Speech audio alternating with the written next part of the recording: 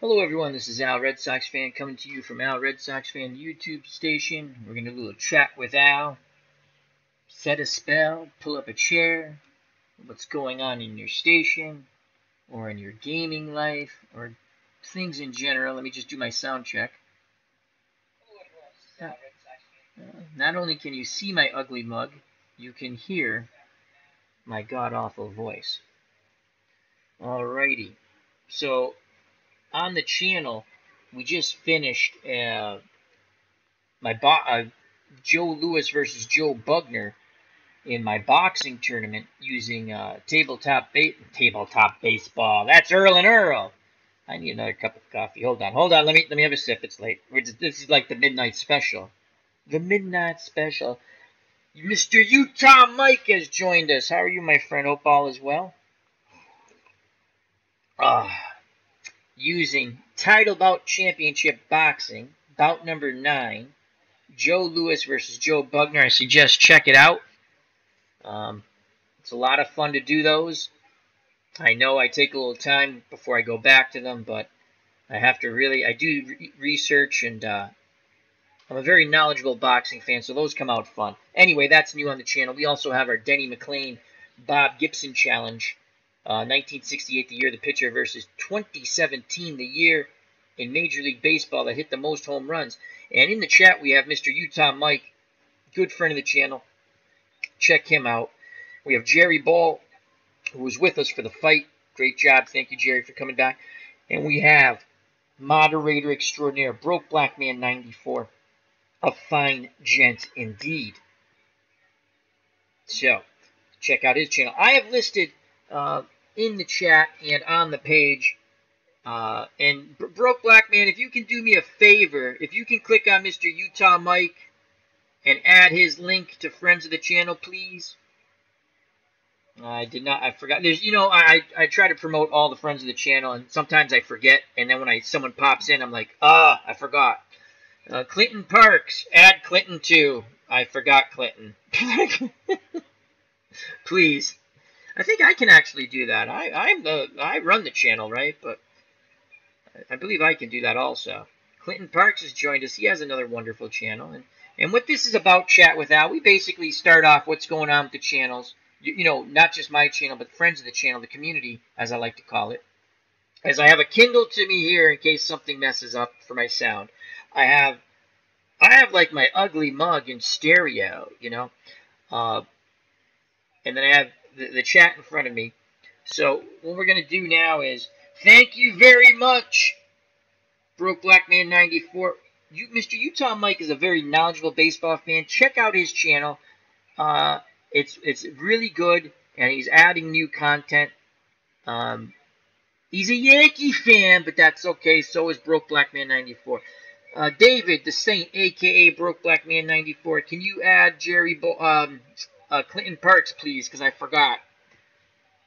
That's what was taking me so long. I'm like going through who to add. Thank you very much, Broke Black Man 94. And if you want movie and TV reviews, David the Saint, a.k.a. Broke Black Man 94. He just put up a Gotham review, which I'm going to check out when I eat breakfast tomorrow. And this is going to be a long... Look, see, I've got the... I'm plugged in. I'm here for the duration, baby. We're going Mega Stream. Mega Stream! Actually, until OBS poops the bed.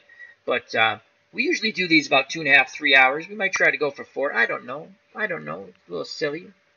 So, but check out Broke Black Man 94 movie and TV reviews. He has Gotham up, Westworld reviews, and their reaction and recap reviews, and they're really fun. And he has some great people leaving comments. So we have friends of the channel. I'm not going to go through them all. They're listed. Actually, I'm going to go through them all because I'll feel bad if I don't. As my eyesight is failing me. I cannot put my glasses on because then I can't see. But yeah, I'm slightly too far away, so I'm going to move a little closer. Hopefully that doesn't mess up the way I have the camera set up. We have, Broke Black Man 94. He's in the chat right now. Moderator extraordinaire. Movie and TV reviews. Reactions. Then we have JD, author and big Game of Thrones fan. Check him out. And just a fun station. What's Blazing in Sports? great, tremendous boxing knowledge and a nice person. And he also has T-Dub TV, where he does reviews for movies and TV shows. He's a big Walking Dead fan. I did not know that, because we usually chat boxing on his show. I like it because you can call in his show, too. It's pretty fun. Eric from Higher Ground Gaming for retro sports, mostly focusing around Boston and New England sports. He has a Carl Yastrzemski replay going, Rob Gronkowski, Bobby Orr, Larry Bird. And if you don't like New England, I know there's a lot of haters out there. I don't know why. We suffered through a lot of crappy seasons, and finally the worm has turned. It's going to all turn bad again. Don't worry for us. He has an Ichiro replay of his career. So that's Eric from Higher Ground Gaming. Then we have ID Gesture, great channel, and again, hats off to ID. Went over 1 million views earlier this year. Great job. ID's playing a lot of Warframe now. He's a lot of different things on his channel: sports, retro play, strategy games, fun chat. Great guy. And if you're good, he lets you game with him. That's awesome. On the live stream. We have Stratomatic Delaware, Chris from Stratomatic Delaware, Card and Dice, baseball mostly, but he has hockey and basketball and football. We have Eric from RNGIDP. He hasn't been active lately. I hope all is well with you, Eric. And it probably is. He's just probably been busy with work and his family. But Card and Dice, Stratomatic, lots of fun. Phil the Issues Guy. The reason why I got into streaming, Phil the Issues Guy. Phil and Joe. Two wonderful human beings. Great characters. And they need more support. They're a great channel. Lots of fun. Very friendly. Big Game of Thrones fans. Walking Dead, another one of their shows, as well as Westworld. And Joe does some gaming on Dirty Issues Gaming also. And we have Espo Strat Baseball Network. Chris is another fine friend of the channel. And he just put up a new stream a couple of weeks back. And that was a lot of fun. And he also did a wonderful charity event, which I donated, many people in the community donated to, for Toys for Tots last Christmas. That was awesome. Great job. Mosley Boxing, another good boxing channel. And then we have Omen Eno, who's probably streaming right now. And he's got games galore. He's fun. That's Omen Emo. He's playing Skyrim, The Walking Dead game, and God of War. And that's also on Broke Black Man's other channel. He's streamed. He actually has finished the game. If you want to walk through, check that out. God of War. And then we have Elin, EO Sports Network, retro sports play, as he's practicing to become a sports broadcaster. Good luck with that. And then we have Anthony from Bleacher Bums Gaming, who does Card and Dice, Stratomatic, and I can't remember the other game, but it's a lot of fun. Stratomatic, he's doing the 1922 St. Louis Browns Time Machine, which I love. They travel in 1977, and they take the place of the Toronto Blue Jays, so they play 1922, which they were a great team, and they play in the 1977 season. It's really a lot of fun, as well as his Ferguson Jenkins Cubs replay, 1969. If you know anything about baseball, the Cubbies choked in 1969. Then we have Johnny Indie Boots, Johnny the King, fun channel, Pictionary, big Game of Thrones fan, all in all fun, he'll make you laugh. Westworld, Game of Thrones, good stuff there, also an author. Max Cornelius, he just started up his channel, he's got a Mark McGuire replay going on there, as well as AU Pack Mule. He's doing a lot of Westworld, and AU is excellent. He is like a professional talk show host when he does his streams. A lot of fun. I've been on the past couple, not on, I've watched. A lot of fun. I enjoy watching them. I don't even follow all the shows for these, like the shows that they watch and recap. It's just fun listening to people talking about them. And then we have Mr. Utah Mike, as I mentioned, real knowledgeable baseball fan. Check out his channel. And we also have Clinton Parks, great baseball fan. He's doing National Pastime 3 1965 season, as well as some Digital Diamond baseball. Very knowledgeable baseball fan. And Ken Castro, writer extraordinaire, has entered our beloved group of merry. Can I say men, or is the PC police going to get me? If there's any ladies out there, thank you very much for watching. To our lovely group of gents, Can we say Boy Scouts still? Or is that like, no? No, can we? Okay. Anyway, I'm just jesting, man. YouTube's going to ban me now.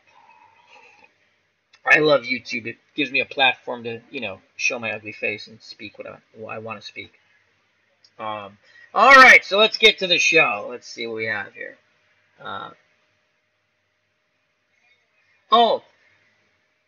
David, Broke Black Man 94. We gotta do. I tried it. It took me a while to get on because I was trying to do the Google Hangout, which I used to do all the time. For the life of me, can't set that up right anymore. So I do. I know we've talked about it a little bit in the chats. I know you use it, and you've been on shows where other people. What we're gonna do, David, is we're gonna have I want to get this hopefully within 2 weeks, if not sooner. We're going to have a show, and we're going to have people on via the Google Hangout, and we're going to have a lot of fun. We'll have a general discussion about stuff, mostly fun stuff, actually, hopefully all fun stuff. But, you can come here and speak your mind, and it's a safe place. So, be respectful to everyone, as we always are. Clinton Park says, my question is, who does our Game of Thrones fan think will be the ultimate winner? My money is on Tyrion Lannister. Excellent. All right, we're going to start off with some Game of Thrones chat. And Broke Black Man 94 is a big... he's more of a... He's a big Game of Thrones fan, but he's a Cersei Lannister type of guy. I was a Stannis Baratheon guy, and they killed off my... They ruined my favorite character when they made him... When he listened to the Red Witch... burn his kid, which was... I almost quit Game of Thrones, and that's when I found Phil and Joe. So, anyhow, the great question, Clinton. So we're going to start off really unusual for our chat with Al. We usually do a little gaming talk and sports talk, but we're going to go right to Broke Black... Look, Broke Black Man, big smile. Big smile in the chat. See, this is where I wish I had the Hangout up. Because I'd have Broke would be here with me. And he'd be talking about... So, our question is, if you watch Game of Thrones, who do you think will be the ultimate winner? I think the ultimate winner is going to be... I'll tell you later. I'm wrong. JD has entered the chat! Author extraordinaire, along with Ken Castro, writers extraordinaire. We got a little Kentucky Derby chat, too. So, Mr. Utah Mike, again, our initial... Here's the question posed by Clinton Parks. Who do you think will ultimately win the Game of Thrones? And here's another question, Mr. Utah Mike. I believe this is the Kentucky Derby, because my wife picks the number 14 pole horse at 5-1, Fave P.O. Purple. I'm going to be betting the Kentucky Derby via TVG. I have a TVG account. So I don't know who I'm taking yet. I might take the favorite and put a bunch of horses underneath, or I just might bet him straight. My dad, Red Sox fan, he's taking the favorite, and he bet him straight to win. I'm not going to tell you how much he bet. I wish him good luck. So again, JD says, what's good to everyone? I'm doing okay. You feel a little better, JD? Little Game of Thrones chat, then we'll go to the Kentucky Derby. Mr. Utah Mike says, never watched Game of Thrones. You would like it, Mr. Utah Mike, because you're a very analytical guy. And the winners on Game of Thrones, the people who succeed, are the people who are analytical. You're not the... See, everyone likes the Starks. They're idiots. They tell you exactly what they're going to do. Then people wonder why they all get killed off. Well, hell, if you told me you're going to do something at such and such time, I'm pretty sure I can counter your plan. So Clinton Park says, I think Tyrion is actually a Targaryen. I agree. Jon's a Targaryen, as we know. And I think you're right, Clinton. And JD says, I'm doing good now, buddy. Excellent. Broke Black Man 94. When you watch Game of Thrones, you will fall into the rabbit hole, or should I say the moon door. Yeah, you don't want to fall through the moon door. As Ken Castro, Ken Castro follows all the movies and all the shows, says, what's Game of Thrones? Just kidding. That's a really good question. I was hoping Mr. Utah Mike says the horse that his wife picked for the Kentucky Derby, the horse's name is Melissa. Oh my God! That's the Red Witch's name. Almost the Red Witch's name. She's supposed to be a priestess, but she's mean. I don't like her. I was hoping Stannis Baratheon would win the Game of Thrones, but as we know, Stannis is no longer on the show. His character got killed. So, as my headphones start to slide off my head. Ken Castro, to Mr. Utah Mike, I have Melisande boxed with good magic. Good job, Ken. So we have Game of Thrones chat and Kentucky Derby chat going simultaneously, and I'll follow it the best I can. That's what this show is about. We're all over the place. We're erratic. We're everywhere, like Savoir Faire. You can't stop us. We're all over the place. As JD says, you like Mel, don't lie, LOL. No, I don't. Okay, when she's naked once in a while, I don't mind it. Until they showed her, you remember the old naked? That was disturbing. That ruined it for me forever. So, the question that Clinton Parks posed, who's going to win the Game of Thrones? He likes Tyrion Lannister. He thinks Tyrion's a Targaryen. I agree. We know... I don't like the blonde-headed chick who I always forget her freaking name. I'm horrible with names. You know, the Dragon Queen lady. I hate her. I wish they had turned her bad and someone killed her. But she's there. Jon Snow. Jon Stark now. I think in the books it's different. I'm not going to tell you about the books because I think I know who's going to win the Game of Thrones in the book. And it's not even the character they have in the show. They combined it with other. Clinton Park says, go to Twin Spires. Daenerys, thank you, Clinton. I'm not a big Daenerys. That's my least favorite storyline, Daenerys. It just, I don't like that storyline. Cersei Lannister, as much as I hate her, is probably the smartest person usually on the Game of Thrones. Tyrion's pretty smart. Tyrion's smart the way he sets up things. I don't know if he'll win. He'll definitely be the hand of the queen, as he is now.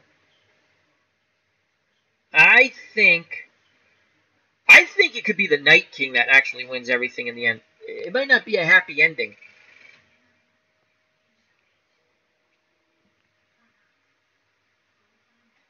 As the door is opening over there. Oh, it's the wind. Because I have the fan going. So, Broke Black Man 94 says, I want to say John and Danny, but I have a feeling one might die. I agree with you, Broke. I agree. That's the obvious choice, and I don't think it's going to be the obvious choice. Ken Castro, so there's a fab females in Game of Thrones, you said. Yeah, there's a couple of strong female characters. You have Daenerys, and you have Cersei Lannister. And then you actually have the Stark girls, who have become very strong. Arya was always a strong character. And the one who I can't stand, who I forgot her name, who always is just messing things up. The one who married Ramsay. That was a wedding from hell. Why can't I think of her name? But they did get Littlefingers in the end, and that was cool. I love that part at the season finale. Clinton Park says, I have his t-shirt. I drink and I know things. That is a great Tyrion Lannister saying. I think the Night King wins. I think the bad guy, and maybe the Night King is not necessarily bad. I know he has a zombie army, but maybe they're going to go and wipe out the bad people. And then again, probably not. Broke Black Man 94. Arya is strong. Sansa is getting there. Yeah, Sansa. Not another one of my not favorite characters.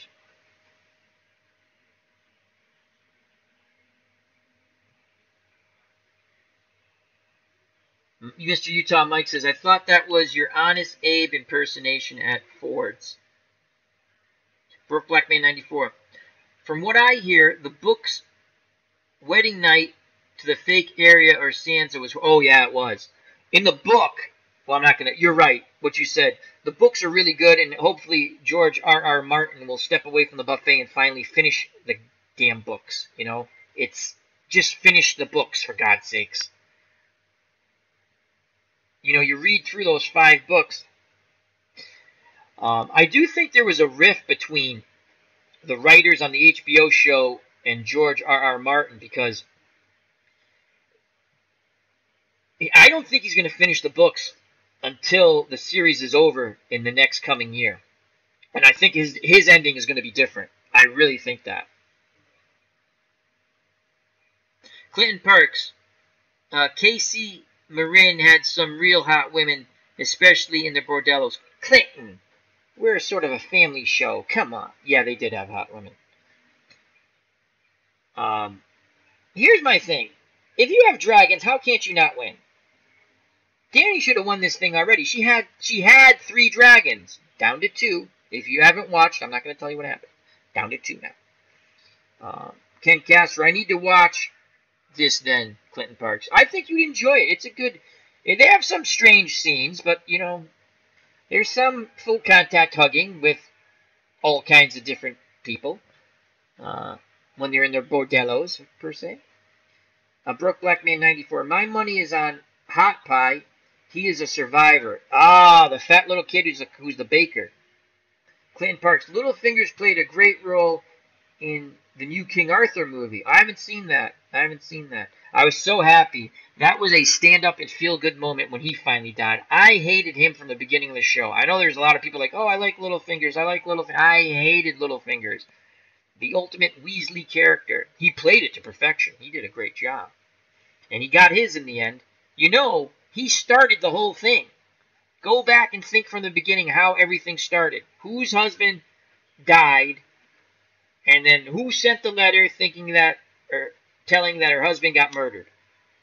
He set that whole thing up. He put the whole thing in motion. Anyway. Clinton Parks. He wrote a new one about the history of the Targaryens. Yeah, he did, but I don't want to read that. I want the real books.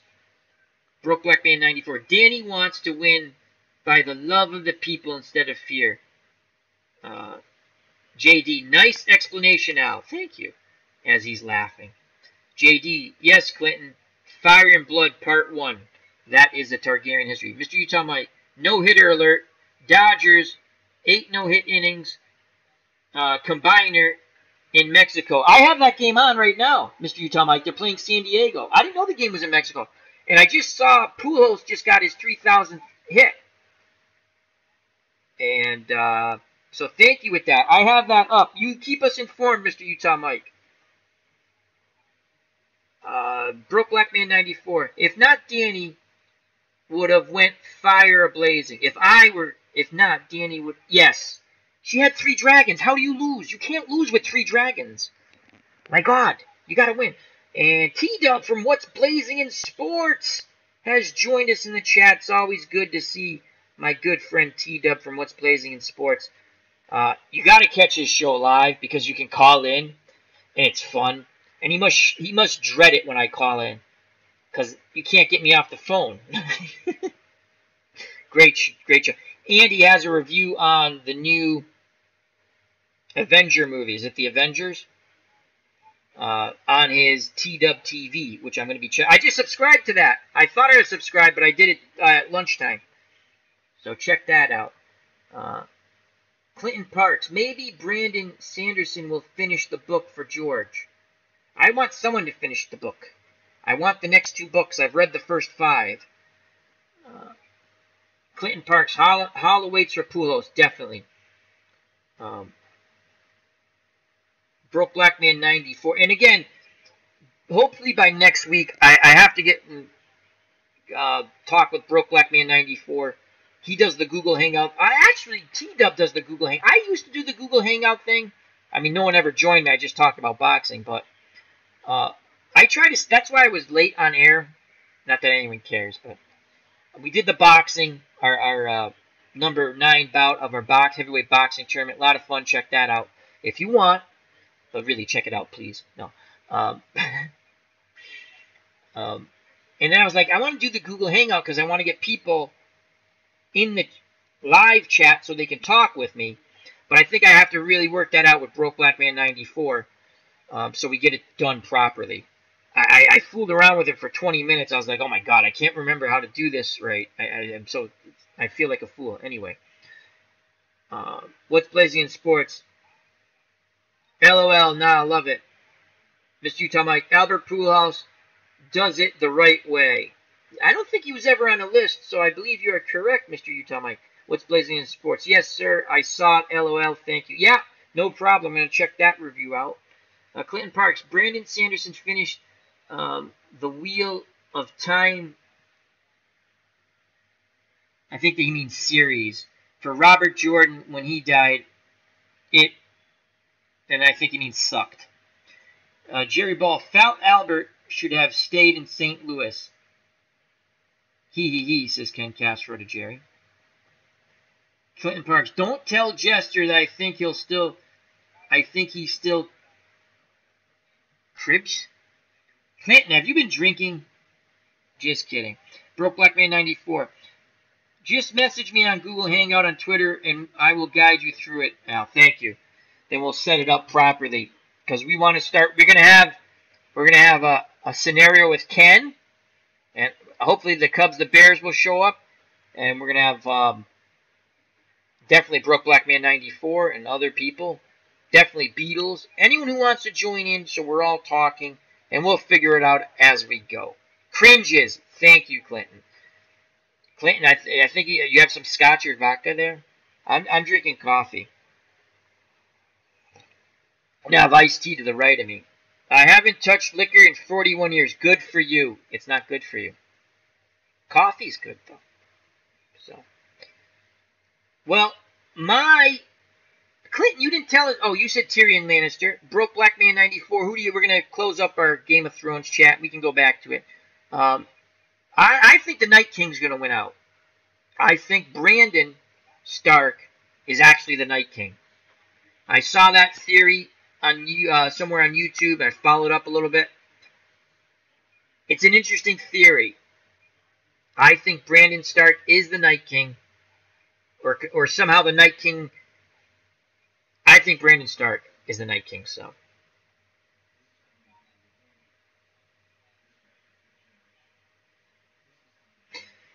Well, Clinton, yeah. How are you feeling regarding? Clinton had some health issues, and we always wish him the best. He says, tried partner since the attack. I get tired. You gotta pace yourself, Clinton. Don't overdo it. If you need to take a little time off of work or cut your time back, do that. Your health is the most important thing, my friend. Broke Black Man 94. Tyrion, my money is on him as well. So Broke Black Man 94 and Clinton Parks have chosen Tyrion to win the Game of Thrones. I'm going with the Night King. I'm taking the Dark Horse underdog with the zombie army. And I think Brandon Starks is in cahoots with him, sort of. Now, here's my next question, Broke Black Man 94. You're a big Cersei Lannister fan. Do you think she dies before the season, before the series ends next year? Broke Black Man 94. Will be a good close and another spit in the face of Tywin Lannister. That I like, because I hated Tywin. Clinton Parks, Honey Bunny and I are working in the garden tomorrow. That's always good. Vegetable or flower? Hopefully it's a nice day tomorrow. Jerry Ball to Clinton Parks. Hang in there, Clinton. Take care, friend. Absolutely. You got to take care of yourself. So, we still have the no-hit alert as they have the San Diego Padres and the Dodgers. Dodgers, as Mr. Utah Mike pointed out earlier in the chat, no-hitter possibility. I got MLB on the TV to the left of me. Of course, I can't put my glasses on. If I put my glasses on, I can't see this screen. So, no-hitter possibility for the Dodgers in Mexico. So, now that we've discussed Game of Thrones, Broke Black Man 94 in regards to Cersei Lannister is a sad face, crying face. I don't want her to die, Al, but I see it happening by either Jaime or Tyrion because of that prophecy. What is Jon Stark's to her?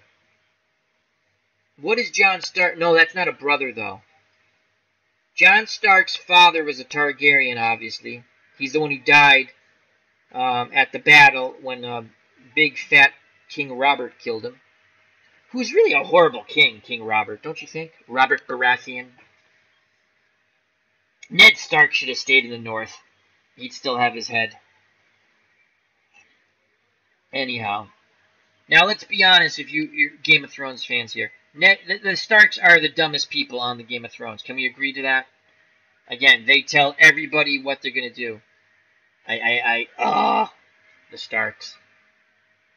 My favorite character was Stannis Baratheon until he decided to go with the Red Witch and burn his child.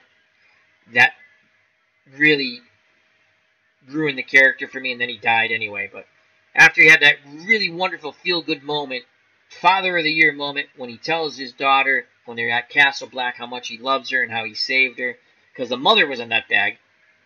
I don't know why they went in that direction, but that ruined my favorite character. I like Davos. I'm a big Davos fan. I like Tyrion. I like Tormund, the wildling. I like him. And those are probably my 3 favorite characters. I like Jon's good friend who's at the wall still. And you know the wall came tumbling down the wall. Anyway, those are my... Jaime Lannister's actually grown on me slightly. I still don't forgive him for pushing Brandon out the window. Things you do for love, as he said. As the Dodgers trying to get a no-hitter here. That ball's foul. So, but Game of Thrones, good show. I highly recommend it.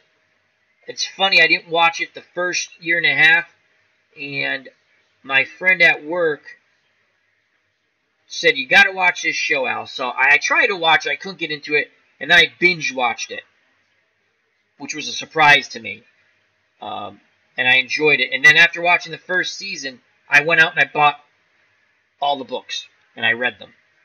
So... Ken Castro 1 out in the 9th for the Dodgers. They're 2 outs away from the no-hitter. Thank you for that update. As I glance over, you can see me. That's what I'm glancing to my left, the TV. Mr. Utah Mike says, I guess we won't be having a Matt Harvey Dark Knight replay. What could have been? The Dark Knight, the Batman one with I like the Heath Ledger one. I thought he played a great Joker. I'm showing Dave Roberts. So let's see what the Dodgers do here. So that looked a little bit out. That was like a break. It looked like a breaking ball, a little high and outside, but they call strike 2. 1 strike away from. I think that's the second out. It would be. Again, I don't have my glasses on, so let's see what's going on here.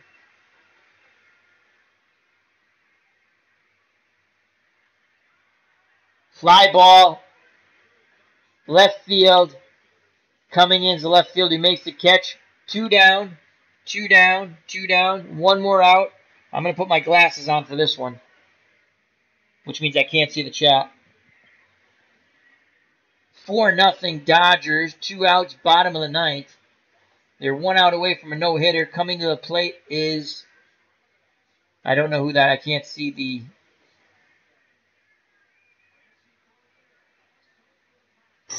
Is it Francie or Prancy? I can't. Cordero. Will he break up the no-hitter? What do you say in the chat? What do you say in the chat? Will the no-hitter be broke up with 2 outs in the 9th? Here's the pitch. Oh, that's high and inside.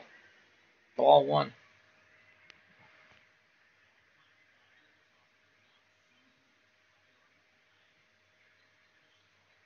Oh, Matt Harvey. They designated him for assignment, Mr. Utah Mike? I did not know that. Wow. Ball 2. He got away with a strike 2 on the outside corner. That was, to me, that was a ball on the other batter who flew out. So let's see if Cordero... I hope this guy gets it. I don't know who's pitching because, again, I just turned it on. When I like to have MLB on when I'm doing stuff on the computer. That's a strike. That's a strike. What pitch? That looks like an off-speed pitch, you know? As Jerry Ball says, go Franchi. He wants the no-hitter broken up. Oh, Jerry. Here we go. Nah. So 2 balls, 1 strike. Dodgers 1 out away from a no-hitter, 4-0. Franchi Cordero's at the plate. Again, 1 ball, 2 strikes on Cordero. Here's the pitch. Swing and a miss as that ball dipped down. 2-2 count. 1 strike away from a possible no-hitter here. As Mr. Utah Mike says, Matt Harvey would not take the designated for assignment, so he can be picked up by any team now. So 2-2 count. Dodgers 1 strike away. Here's the pitch to Cordero. Strike 3, swing and a miss. He chased a high fastball, and that's a no-hitter, folks. Good job by, who was the pitcher? I can't see.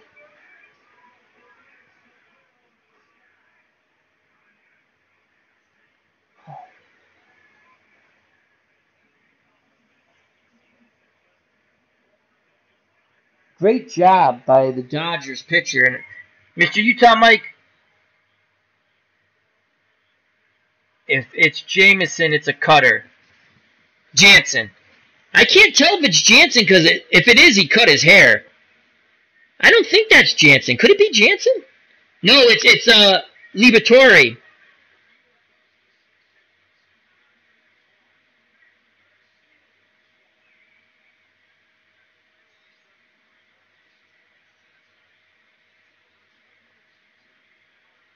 So now everyone's just congratulating him. So that's pretty cool. We got to see a no-hitter. 4 different pitchers. Excellent. I did not know that. I thought it was only 2. Thank you, Jerry. That's really an accomplishment. I mean, that's the way a no-hitter is going to go most likely now, you know. That's pretty cool, though. Thanks for bringing that up, Mr. Utah Mike, because I had the game on. I had seen Pujols 3,000th hit, but I didn't know that this was a no-hitter until he brought it up. So thank you a lot to Mr. Utah Mike in the chat. We were able to watch the no-hitter along with the chat, hopefully. So that was really cool. The pitchers were Buehler, Cingrani, Garcia, and Liberatore. Lots of vowels there. So that was really cool. Thank you, Mr. Utah Mike. Greatly appreciate that. And thanks, Jerry, for telling us it was 4 pitchers. That's really cool. I thought it was 2 because I remember them saying combined no-hitter. Clinton Park says, picking up another season in National Pastime 3, would like one of the modern ones. Want to see how the pitch count league will play with the Wimps. I'm up for suggestions. How modern? So you're talking about in the 2000s, Clinton?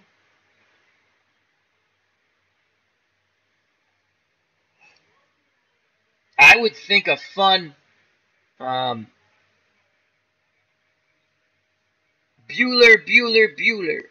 Mr. Utah Mike says. I would think a good modern season.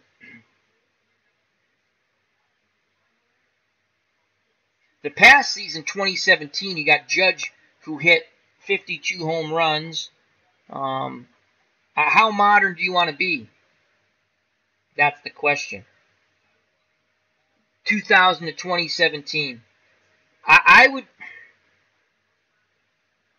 Well, if you wanted to really check out the pitch counts, right? I would buy last year's season, because you know that's the most recent, and you know they go nuts with the pitch counts and taking pitchers out and stuff like that. Moni's in the chat. How are you? Hope all is well. Clinton Parks. I think last year would be great. I mean, yeah, because what you're trying to do, I would go with last year because the pitch counts. You know everyone's, oh my God, the guy went, quality start in baseball now. 5 1/3, 3 runs. That sucks. And somehow that's a quality start. Next thing you know, starters will go 4 innings. And they'll be like, oh, you only gave up 4 runs. Oh, my God. So, Moni's in the chat. Moni G. How are you doing? What's new with you? And Clint Parks says Sales with 300 strikeouts. That's, yeah, I would go with last year if you want the modern. And you're going to have Aaron Judge with 52 home runs. That's the reason why I bought the Strat this year. I'm having a lot of fun with it, you know. And I picked up the 68 season to do my little project, and that's been fun. Mr. Utah Mike, Ferris Bueller days off, come on. Jerry Ball, Pujols got 3,000 hit off Mike Leake, one of my ASU Sun Devils. LOL. As Broke Black Man says hello to Moni. It's good to see you, Moni. Usually it's not her, that type of chat. But we talked Game of Thrones. We did a little Game of Thrones. Clinton Park says, fair enough, I'll broadcast a few before I go back to 1965. Now, Clinton, can you play like I do, or like, you know I'm a big what if guy. Can you do, in National Pastime 3, teams from different eras? Just curious. All right, what's the next subject we're going to talk about? Throw it out, chat. Come on. I got coffee. I'm not ready to go to sleep. We've got an audience of 10 people. I never get 10 people. This is like my most successful thing on my channel, Chat with Alan. I never understand why. I like doing it. We just talk about anything. And when I do my live boxing events, like when I call the real fights, those are my most successful things. So, but what's up next? Clinton Park says, I think so. Yeah, that would be fun if you took May the 4th be with you all. I like that, Moni. Good job. As tomorrow, or today, is Cinco de Mayo. Am I correct? Today's the 5th of May. Jerry Ball. Baseball.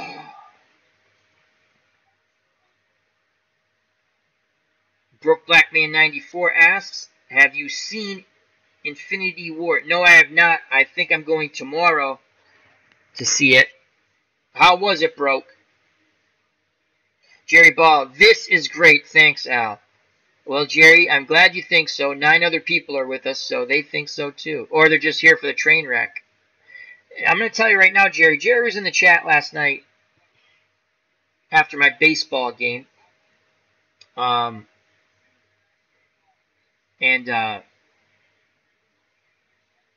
were discussing, when we really get this up and running, the fun talk show or just show it's going to be. We have a few ideas, and hopefully they pan out. And it's going to involve everyone, friends of the channel. You can come on here. As always, be cordial to everybody, and which we all are. And you can discuss your channel, promote your channel. And we're going to have a few segments, hopefully. And I think it's going to be a lot of fun. And Broke Black Man 94, a.k.a. David the Saint, is going to help me with the Google Hangout, which I used to do, and I don't understand why I can't get it to work anymore. That's what happens when you get old. Ken Castro, oh boy, here comes the movie chat portion. You're right, Ken. Your assignment, Ken. No, we've actually come up with a better assignment for Ken. Ken is of Ken is of an ethnicity where they make these little wonderful custard cup things. They're absolutely delicious. And he's going to go to a bakery and hopefully give us a little footage of that, and that would be kind of fun at some point when we get the show up and running. As I have to remember not to wipe my nose as I just did. No snot, mind you. Dry. It was a dry itch. Dry itch. I'm going to be shaving the beard. It's itchy. Moni says, hey, Al, I talk sports things other than... God, I have to get new glasses. ASOL. Mr. Utah Mike. Robert Rhodes. Glorious. Glorious! Broke Black Man 94. What is your favorite book of the book series? My favorite book of the book series was... I like the first one. And the one that came after the one... I think it could be the 5th. There was a book where they introduced um, a bunch of new characters, and that threw me off for a bit because you're expecting the other storylines and you really didn't get them. But that wasn't bad. I like the first. I like them all, but I have to say the first and the last. I like when there's a lot of Stannis in it. So Ken Castro says, "I will do that," with explanation mark. That's going to be fun, Ken. As I'm telling you this, I got to shave this beard mustache thing. It's driving me nuts by my nose. Glenn Perot is in the chat. And Glenn says, finally got title bout 2. How are you liking it, Glenn? I just did a title bout heavyweight from our heavyweight tournament. Did you get the PC version, Glenn, or the board game? As Glenn's saying hello to Ken. So I like title bout boxing. It's a fun game. You got to be a boxing fan. I was telling the chat after the bout, Jerry Ball was there along with Beatles Eternally. Too bad Beatles can't join us, but it's really he's in where is Beatles? Beatles in the Netherlands, and it's very early there. So I would like to see Out of the Ballpark do a boxing game, and they actually were the same people who did title bout boxing because of the animation. Imagine that animation with Out of the Park 19 with a boxing game. And imagine them giving you every boxer, like they give you every baseball season that ever lived. And you can have your own great little matches with a good animation and a great sim engine. Because Out of the Ballpark 19 is a wonderful sim engine. And title bout boxing is wonderful. Let's back to the chat. Ken says, chillin', Glenn. Enjoying the chat. Glenn says, very cool. So what's new with you, Glenn Perot? How do you like title bout 2? Now, again, did you get the computer game or did you get the board game, the new board game? So, Broke Blackman 94 asked me what was my favorite Game of Thrones book. I like book 1 and book... I like them all, but my favorites were book 1 and book 5. And it's funny. Glenn Perot says, addicting board game. It's great. I have the old board game. I still have it. I like the computer game because it works quickly. And I like the little animation. I'm an animation guy. And the sim is wonderful. I absolutely enjoy that game. Ken Castro, Jerry, do you have the 2015 Jays and APA? Wanted to know what is Bueller's MG number. Glenn Perot, 100 heavyweights. Oh, yeah, a ton. They got a lot of boxers. Mr. Utah Mike says, loved your Fire Pro Wrestling series. Thank you. That was fun. I got to do that. Maybe we'll do one this Saturday after I come back from the movies. Mr. Utah Mike, would you like to be a wrestler? If anyone wants to be a wrestler in our Fire Pro Wrestling series, where I make friends of the channel's wrestlers and you take on the legends of professional wrestling, and you're part of, what do we call ourselves? I forgot what we call ourselves. I have a whole thing what we call ourselves. Friends of the channel? I think it's Friends of the Channel. Yeah, FOC in the house. That's a lot of fun. That was fun to do. Jerry Ball says, got to check out the new movie. The Catcher was a Spy, about Catcher Mo Berg, written by Nicholas Darwidoff. I probably messed up that name. I apologize. The book was released June of 1995. Great book. Hope the movie equals the book. Oh, that's always a tough thing. That's always, when you read the book, and again, I'm not a voracious reader, but when I like something, like Game of Thrones, I read all the books, and the show is cool, but the books are so much better. Same thing with Lord of the Rings. After I saw the first movie, it got me interested. I had read The Hobbit years ago in school. We had to read it. I thought that was an okay book, you know. But got into the book, was great stuff. Broke Black Man 94. Speaking of book adaptations, TV show series, I have to read the Walking Dead comic books All Out War arc. You can find those on YouTube, Broke. A lot of them. You don't even have to buy them. Jerry Ball, I got to check. Ken, hang on. Oh, he's checking. Ken asked him a question about APA. Moni, I like a dance, Broke. I'm a real twinkle toes. Glenn Perot, did Marciano Walcott just now? Marciano KO'd in the fourth. Marciano got KO'd in the fourth? Or Marciano knockout in the fourth? He knocked out Walcott? Jerry Ball, one of the best baseball books I have ever read, and that was the book, The Catcher Was a Spy. Oh, I remember that book. He really was a spy. I know what you're talking about now. So they made that into a movie. Cool. So Moni's Twinkle Toes. Is that your new nickname, Moni? Moni.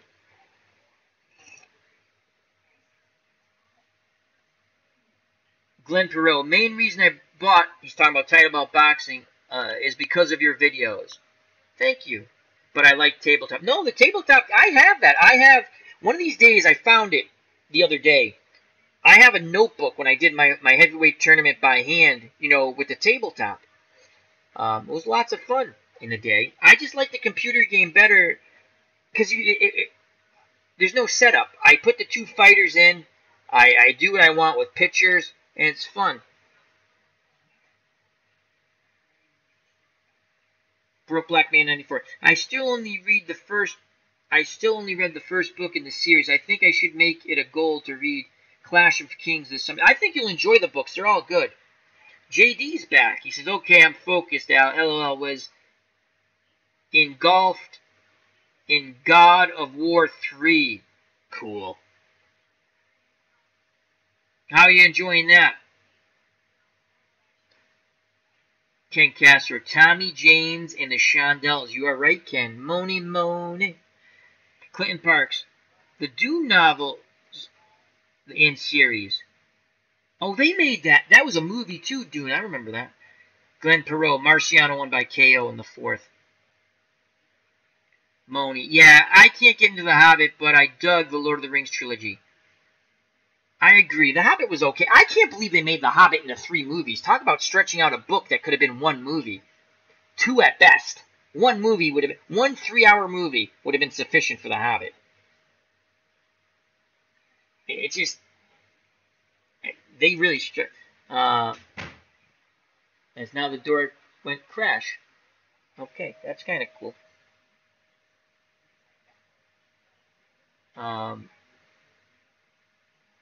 JD, Broke, do it, LOL. Yeah, read the book, Broke. You're going to enjoy it. Clinton Parks, now I enjoyed Tinker Tailor Soldier Spy movie was a little dry. I remember that one. You know it was a good movie? It was Tom Hanks. No, not Tom Hanks. Matt Damon. And it was like the beginning of the CIA. I'll never forget when they chucked that woman off the plane.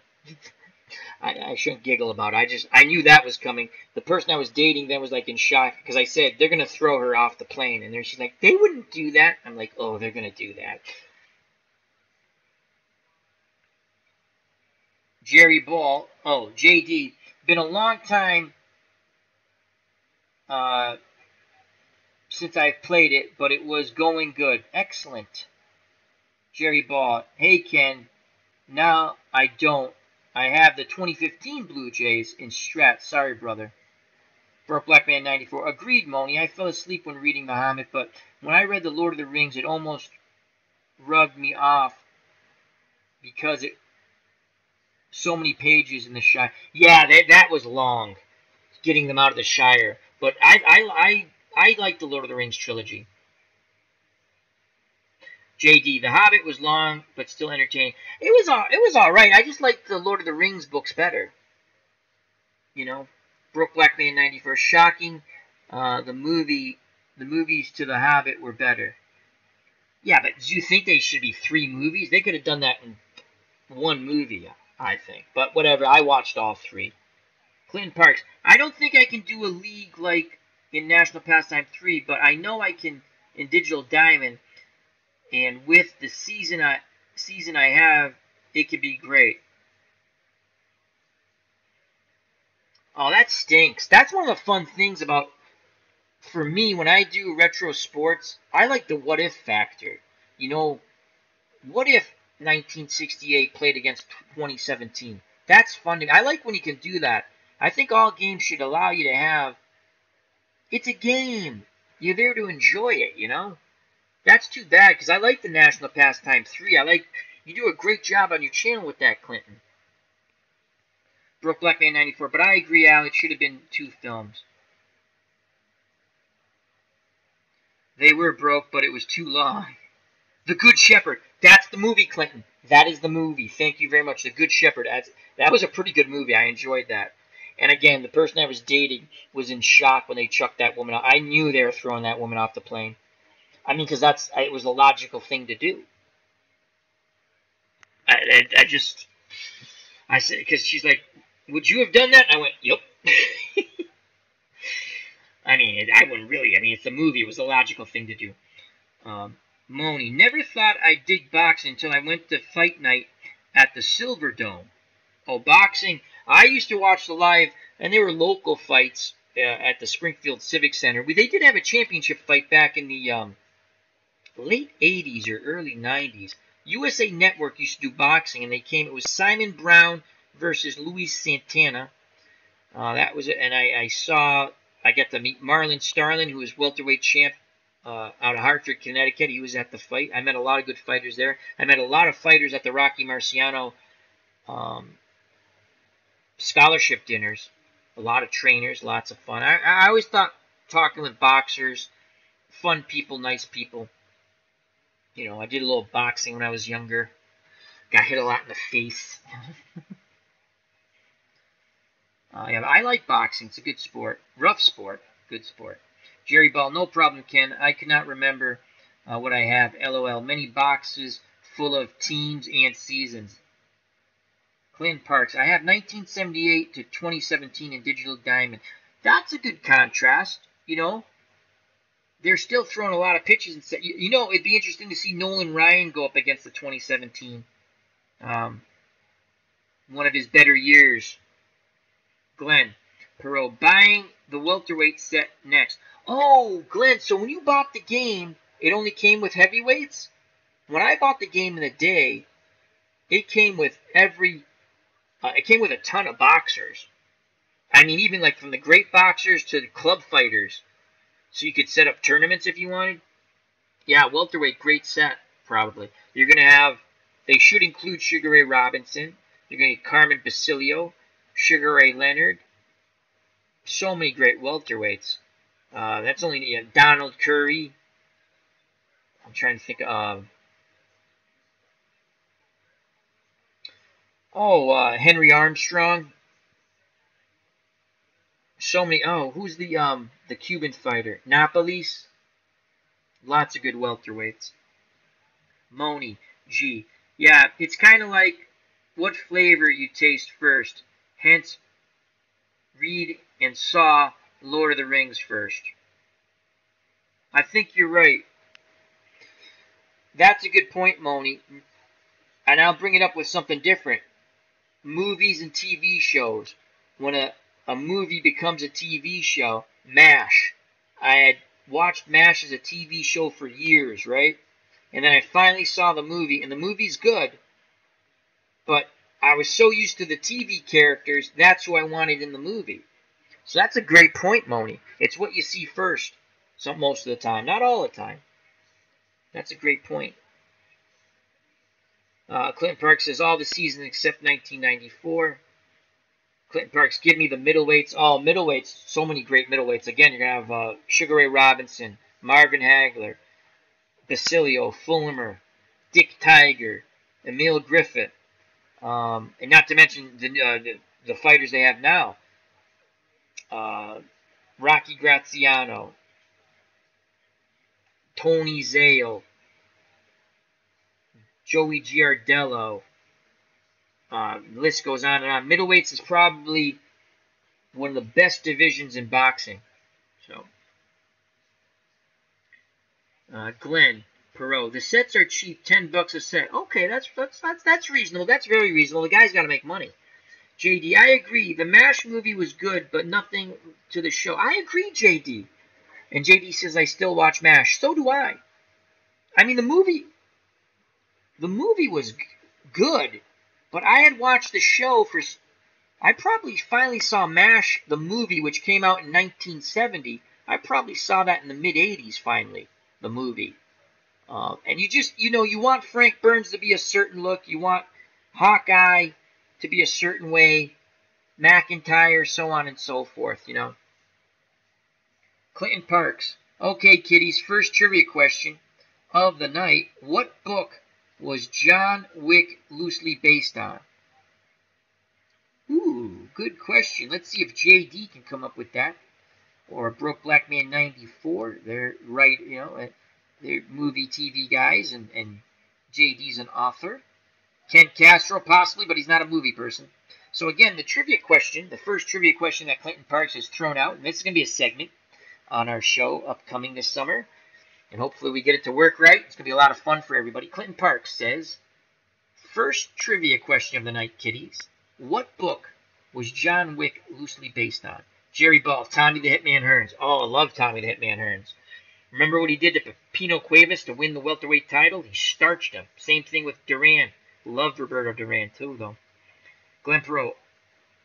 Movie, Odd Couple, better than a TV show. That one, you're close with me. I'll have to almost... because I saw the TV show so much, but that movie wasn't bad with Jack Lemmon and Walter Matthau.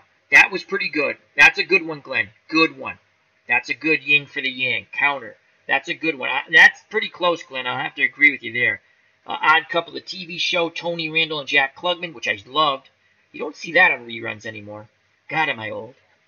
And the movie was with Jack Lemmon and Walter Matthau. Ken Castro, Atlas Shrugged. JD, that I can't tell you, Clinton. Sorry, LOL. I've never seen John, and I think he means Wick, and he does. As I can cheat. I can go down in the chat. He correct himself. Ken Castro, just a guess, LOL. You might be right. Your guess is as good as anyone, Ken. Broke Black Man 94. Wait, it's based on a book? I have to read this book. Clinton Parks, did I just make a killing in one of my fantasy leagues?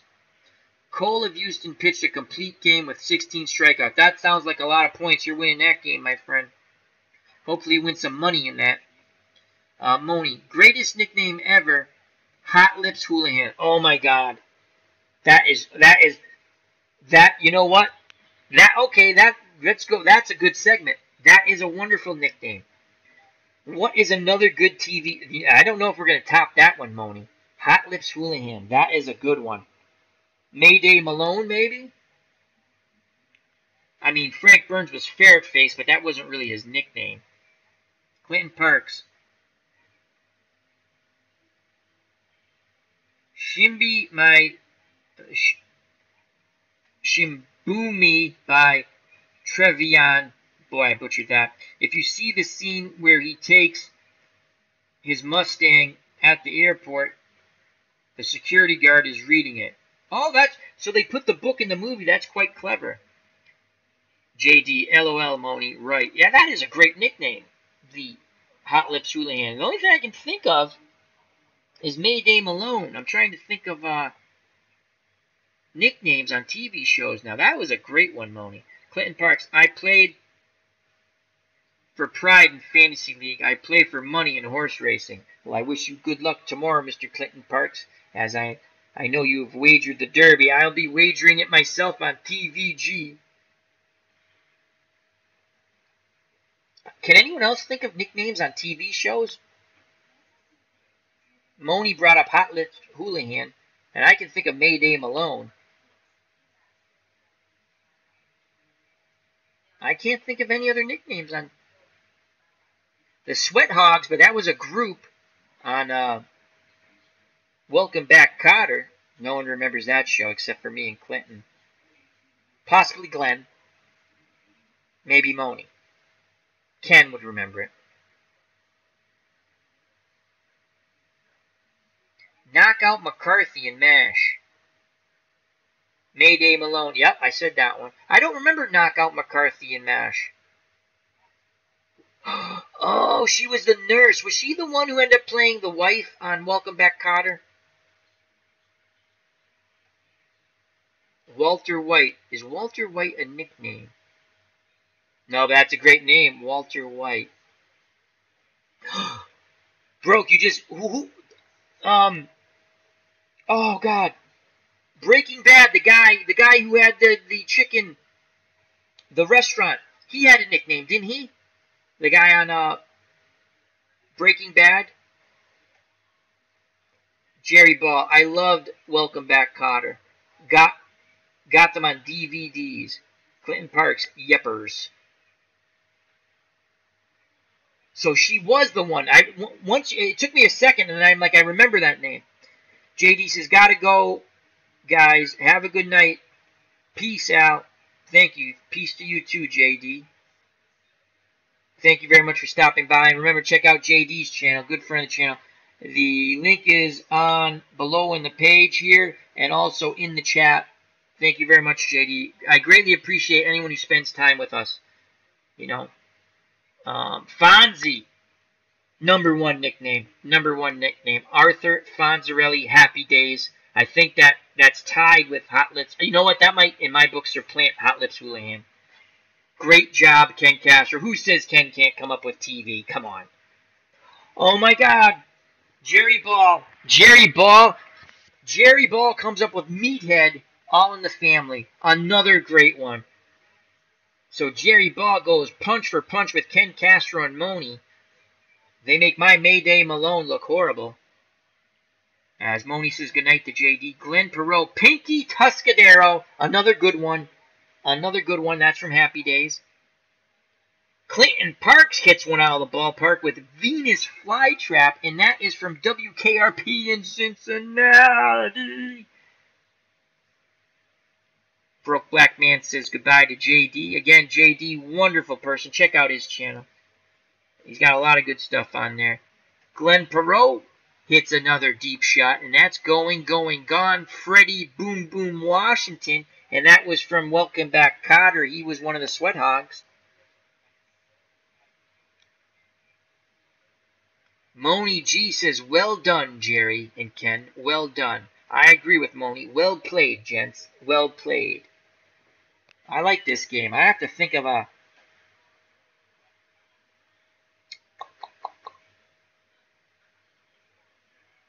Oh, wow. Meathead was a great one. Ralph the Mouth. Oh, my God. Moni G wax one deep. And that's Going, Gone. Ralph the Mouth, also from Happy Days. Jerry says, thanks to Moni. Imagine when people watch this over, they're going to be, what the heck are these people chatting about? They're not eating Tide Pods. You know why we don't eat Tide Pods? Because we have a brain. We have a brain. You don't put that crap in your mouth, people. Enjoy your million hits. Oh, my God. People putting Tide Pods in their mouth. That's a great one. Ralph the Mouth. Potsy. Oh, Moni got me before I said it. So Happy Days, again, had a lot of nicknames. Let me just check the small screen. We're still going good on that. We look pretty good on the big screen. So, yeah, Happy Day. Is Mork from Ork? No, that's a name. That's a name.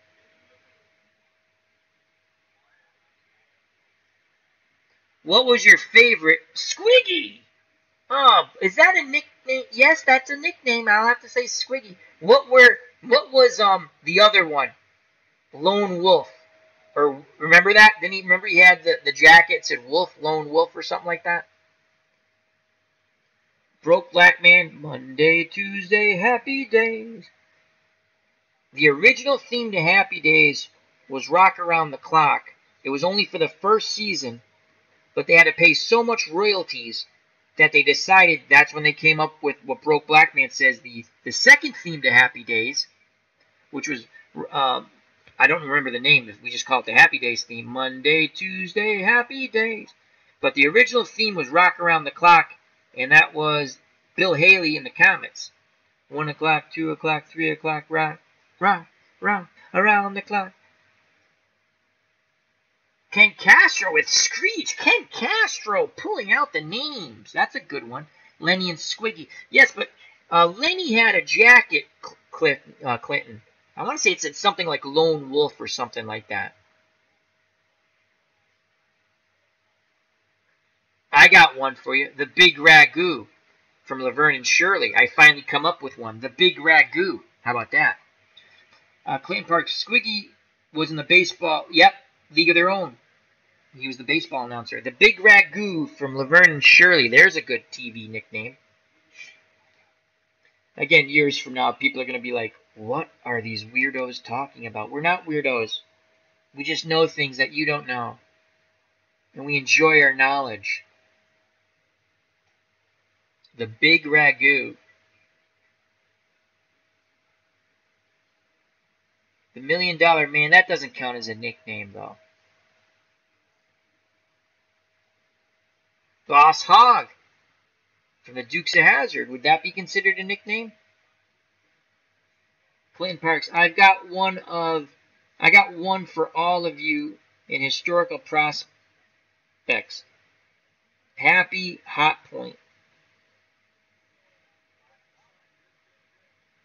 I don't get that one. Did I read that? I've got one for all of you in historical prospects. Happy Hot Point. You lost me there, Clinton. You know I'm not fast with the brain.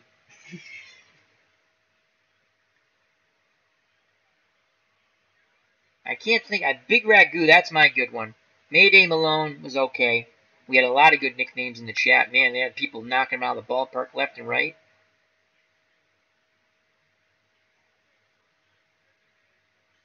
Then Mary Tyler Moore and Ozzie and Harriet. Oh, okay.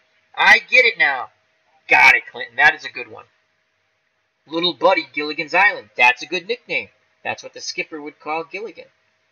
Here's what I don't get about Gilligan's Island. A little segue to Gilligan's Island. Watched the show, enjoyed it as a kid. Watched the reruns after school. You know, one of those nice, come home, something you did while doing your homework or when you're done with your little homework and stuff. The professor could build a car out of coconuts and trees and stuff and build all these things, radios. Why couldn't they build a ship to get the heck off the island? He built a car using coconuts, for God's sakes. Radar O'Reilly. That is a great one, Jerry Ball. As Moni goes into the Laverne and Shirley theme, 1, 2, 3, 4, 5, 6, 7, 8, Shamil, Shamazel, Haas and Pepper Incorporated.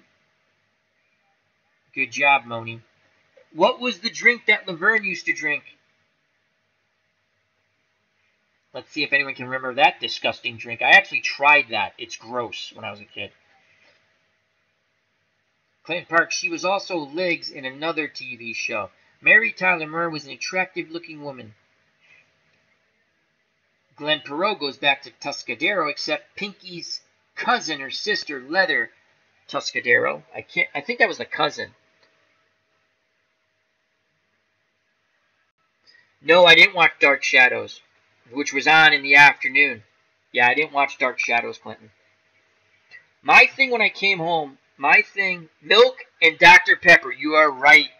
Clinton Parks is right. On Laverne and Shirley, Laverne would drink milk and Dr. Pepper. I actually tried that. It was absolutely disgusting. I nearly puked as a kid. Or was it milk and Pepsi? I think it was Dr. Pepper. Someone looked that up to confirm. But either one I tried. I remember I tried it. It was gross. Gross. Not good. Not good at all. Don't do it. That's what we should do. We should have the milk and Pepsi challenge on our station with everybody. Ken Castro coming up with a fun fact about Dark Shadows. I was an extra in a movie with Dark Shadow star Michael Nuri, who later played in Flashdance. Ken, we have a movie star in our midst. I knew you were a sports writer, Gem. You know, sports writer extraordinaire. And Moni says Pepsi. Okay, Moni's looked it up. It's milk and Pepsi. Well, I tried it. It's disgusting when I was a kid. Honey Bunny, Clinton Park says Honey Bunny got to meet Jonathan Frid. Was he in Dark Shadows? My thing when I came home from school, when I was a youth, many years ago, you know, you'd come home from school, and God rest my mom's soul. This is before cable TV. Where I lived, cable TV, not just my house, but I mean the city I lived in, you have to negotiate. Cable TV has to negotiate in the state of Massachusetts. I don't know how it is everywhere else, with the municipality. And the municipality I lived in was one of the last to get cable TV because they were holding out for the best deal. And to the credit of the mayor at the time, he did get the best deal at the time of anyone around. But we held out forever, so we had no cable TV. No one where I lived in the city had cable TV. The only people who had cable TV were the people who bordered the next small town, because that town had cable and they were able to get cable TV. Our cable, when it did come in, was much better, though. So you come home from school, and my mom, we would watch General Hospital. I'd watch it with my mom as I was doing my little schoolwork. And then there'd be the 4 o'clock movie, which was on Channel 30, which you guys don't know about. And I'd sit and I'd watch a movie till 5:30. And then Laurel and Hardy, again, which most of you guys probably don't know, some of you guys will know, would come on for the next half an hour. And sometimes it was Little Rascals, and sometimes it was Laurel and Hardy. And that was my day after school. Of course, when the weather was nice, I played baseball and stuff like that. But in the winter, that's what it was, you know. Because you came home, it was dark and cold.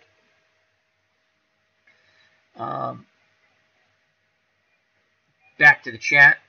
Jerry Ball, you the man, Ken. Yeah, we have a movie star in our midst. Ken Castro, I went for the SAG buffet, actually. LOL. Clinton Parks, Barnabas Collins, the vampire in Dark Shadows. Cool. That is really cool. Oh, Moni hits another home run. Mrs. Howell's nickname, Lovey. Great job, Moni. Jerry Ball, when I came home from school, I grabbed my baseball glove and went straight to the ballpark. Well, we did that too. I'm talking about like the winter when the weather was bad. You know, we played some street hockey and stuff. Snowball fights. Can kids still have snowball fights, or did they deem that too violent? Like they did Looney Tunes. No more Looney Tunes cartoons. Too violent. You know? Why isn't Bugs Bunny on TV anymore? The world was a better place when Bugs Bunny was on TV. In my humble opinion. Clinton Parks, I lived next door to the school. I watched Jeopardy every noon. That's cool.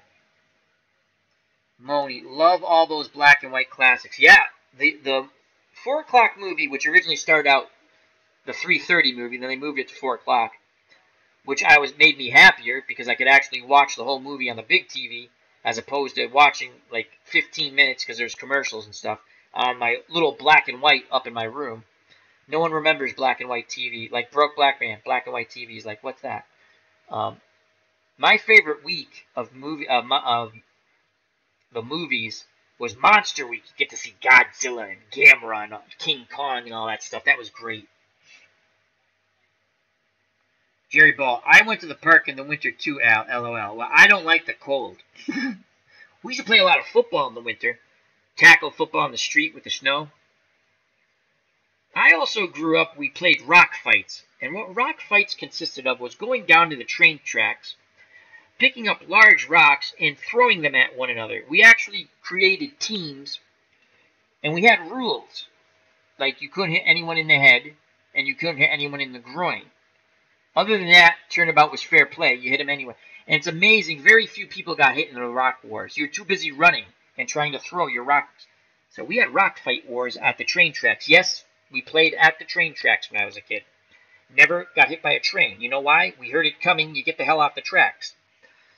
Anyhow, it was the freight trains, not the Amtrak trains go really fast. I don't recommend playing on those train tracks. That goes really fast. We weren't that stupid.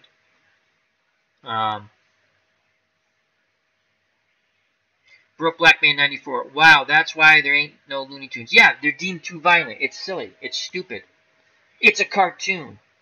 Really, the PC police, we need to make them go away. Here's what you should do. If you think you're the PC police, stop.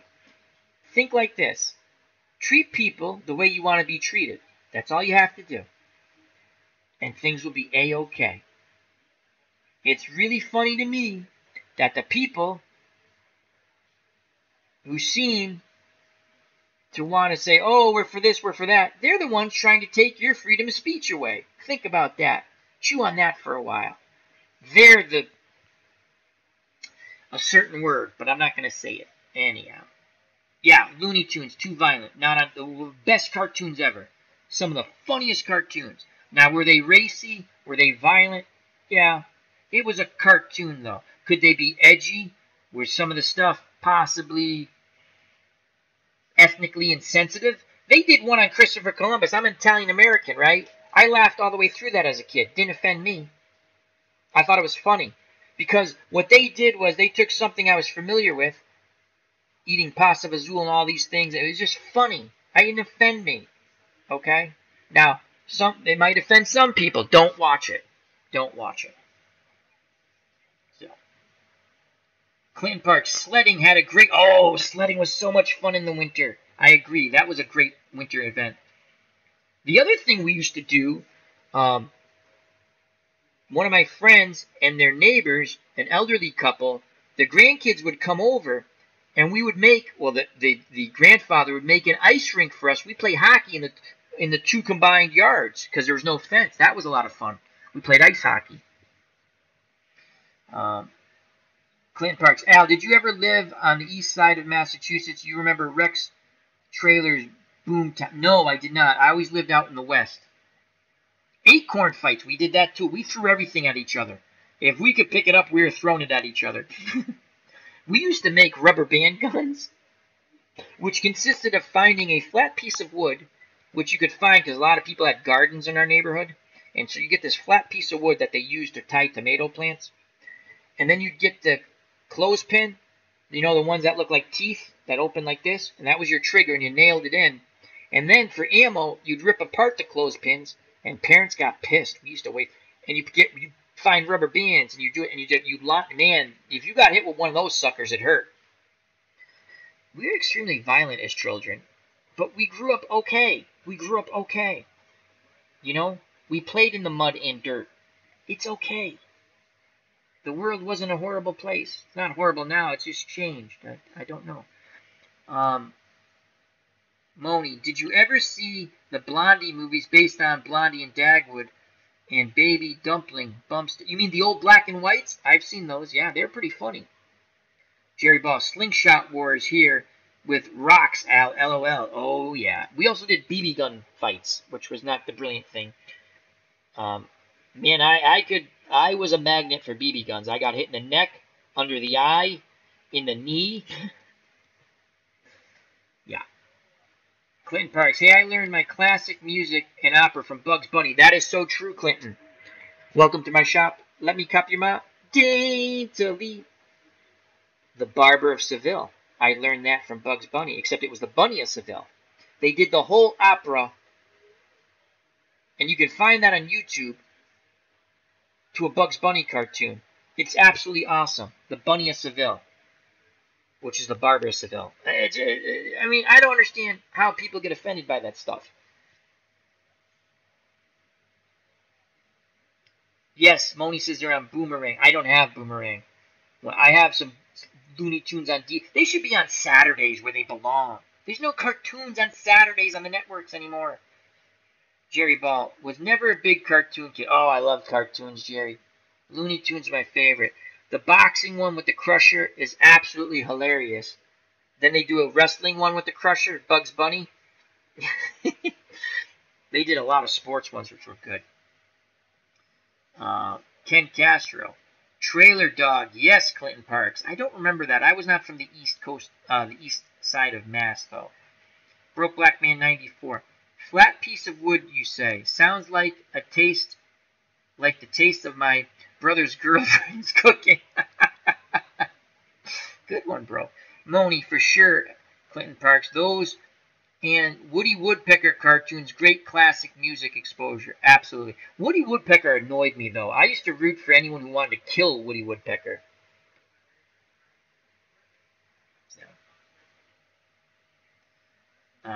Red Ryder BB gun. That's me. I got hit in the eye almost. Explain how I lost my eye, right? That would have sucked my parents. Clinton Parks. On occasions, real orchestras played the symphonies for Bugs Bunny. Oh, Bugs Bunny movies, shows are classic. Classic.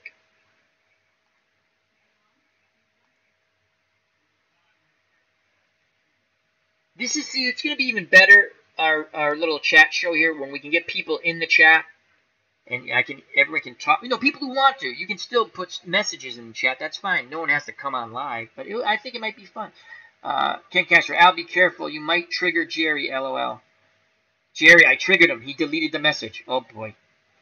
Brooklyn. Kids today are too invested in their iPads. I mean, I love video games. Don't get me wrong. I played those, too. It's just, I think they're missing out on stuff. And times have changed. Times have changed. It is a little more crazy world, unfortunately. Jerry, ha, Ken, getting close, LOL. The Crusher. I'm feeling mighty low. Moni, do you remember when Bugs Bunny did the giant slingshot trick on the Crusher? Hey, boy, hold this for me. And he nailed him with the boulder. Broke Black Man 94. I miss Saturday morning cartoons. They were the best. Saturday morning. They actually used to do a playlist, like the fall cartoon list, just like TV shows, what was coming out. Oh man, that was so cool. Broke Black Man 94. See if you can look up on YouTube, if you want. You don't have to do it now. The Smurfs did a zombie episode. It was absolutely fabulous, where the Smurfs ate some bad berries, and they turned into, like, purple Smurfs. And if they bit you, you became a purple Smurf, a zombie, basically. And it was, it's like 28 days later. It's hilarious. You'll shoot your eye out. That's a great movie. I love A Christmas Story. Honey Bunny and I both miss Saturday morning cartoons. They were the best. What's wrong with the world? What's wrong with this country? We don't have Saturday morning cartoons anymore. Everyone should love, whether you're Republican, Democrat, liberal, conservative, moderate. They're cartoons. They were awesome. Jerry Ball, Saturday morning was NBC Game of the Week.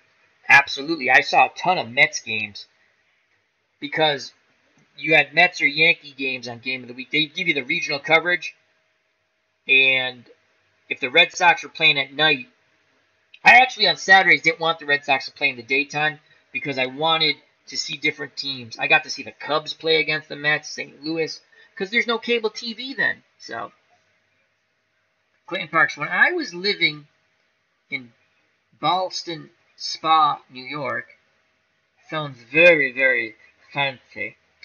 I used to watch Felix the Cat in the afternoon. Oh yeah, Al. Laughing my butt off, says Moni.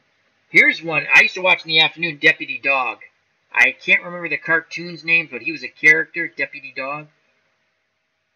Clinton Parks. Now I'm a true fan of Rocky and Bullwinkle. Yeah. It's a little more clever to me now. A lot of political overtone in that. The Cold War, I get it better. Slapstick was always good.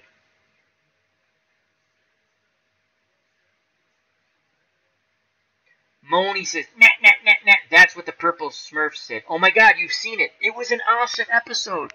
That's my first zombie introductions really into zombies. I mean, I watched The Night of the Living Dead on Halloween with my brother and sister on PBS of all places, and that scared the bejesus out of me.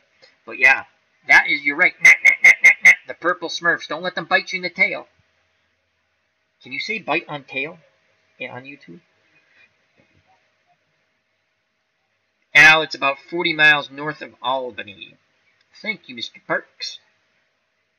That's a funny episode. If you like the Smurfs, you have to watch. I watched that, last November. I found it on YouTube. It wasn't the whole thing. It was chopped up, but it was enough of it. It was awesome to watch the zombie Smurfs. That was just great. I'm going to move to my iced tea now as my coffee's run out. So, I love straws. Are you guys fans of straws? I like doing this. You can blow bubbles. That's pretty cool, right? YouTube Gold, blowing bubbles. Oh, that's good. Moni G says, love Rocky and Bullwinkle. Now, for some more recent cartoons, Ed, Edd and Eddy was really funny on Cartoon Network. And I also liked Angry Beavers. And yes, it was a cartoon. People, get your minds out of the gutter. So, that was a good one. Some of the modern cartoons were fun. Powerpuff Girls, don't make fun of me, they did an episode to Beatles lyrics, which was absolutely hilarious. Like, most of the dialogue was Beatle lyrics. That was funny. Quite clever, too. Well done. Well done. My friend at work did not believe me. I found a clip on YouTube to show him. Broke Black Man 94. I loved doing that as a kid, but then I stopped because I got 30 after a while. Thirsty. I think he means thirsty. You're not 30. Come on, Broke. For God's sake, you're not 30. Clinton Parks. My dad was stationed at Scotia back in 1960. True story. I was halfway with my regents when he got transferred to Groton, Connecticut. Moni, did you hear the super cool guy from Schoolhouse Rock? No! That sucks. I used to love Schoolhouse Rock. The only one I hated was Figure 8. That drove me nuts. It's the only one I didn't like. Too low-key for me. Conjunction, junction, what's your function? And then I'm just a bill. Just an ordinary bill. I'm a lonely bill. Sitting here on Capitol Hill. And it explained how a bill gets through the government. The House, the House, the Congress, the Senate. It was really cool. It taught you stuff with cartoons. Cartoons are power. Clinton Parks, conjunction, junction, what's your function? Jerry Ball, used to watch Gumby and Pokey until I found out that Gumby was using Pokey as his pack mule, trafficking drugs, LOL. I think you're right, they got busted at the border. Broke Black Man says, thirsty. I knew what you meant, Broke. I knew what you meant, friend. Jerry Ball, thanks, Ken, LOL. Broke Black Man, I love the Powerpuff Girls, but not a fan of the reboot version. Never saw the reboot version. Broke, if you like the Beatles or you're familiar with their songs, you gotta find that. It's the two cartoons I recommend that aren't Looney Tunes. The Smurf, the zombie one where they turn purple, and Powerpuff Girls with the Beatles lyrics. Absolutely hilarious. At least I found it. It's just clever.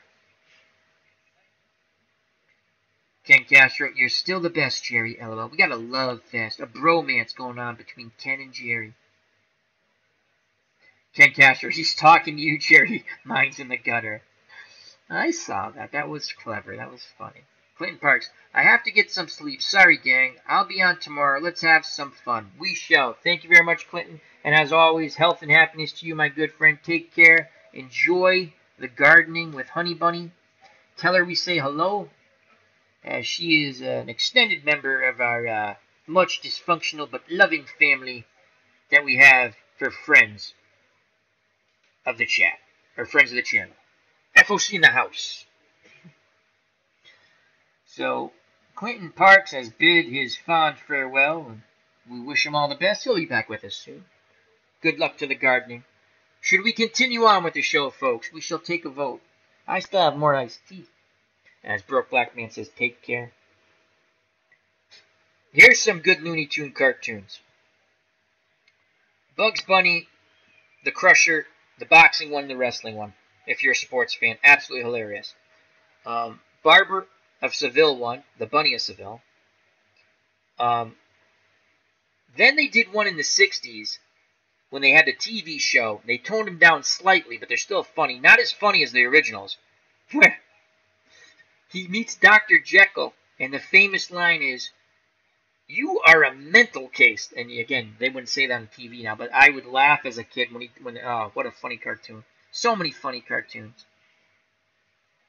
Jerry Ball says, time to get a cold beer, be right back. Oh, we'll be here, Jerry. Broke Black Man 94. Wow, we've been going for 2 hours. Time flies when having fun. It does. It doesn't seem like 2 hours, does it? And our chats are what about anything, and they're pleasant, you know. We started off with Game of Thrones. Who would have thought we're talking Game of Thrones? Moni, I love Wander Over Yonder. New cartoon with his Betsy Silva, a blue ass-kicking horse, and Lord Hater with his eyeballs, watchdogs, and next in command, Mr. Peppers.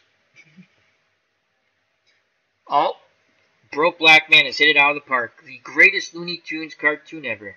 Rabbit season, duck season. Got me hooked instantly. That was absolutely fabulous. Ken Castro says, in the middle of a game, keep going, Al. Absolutely.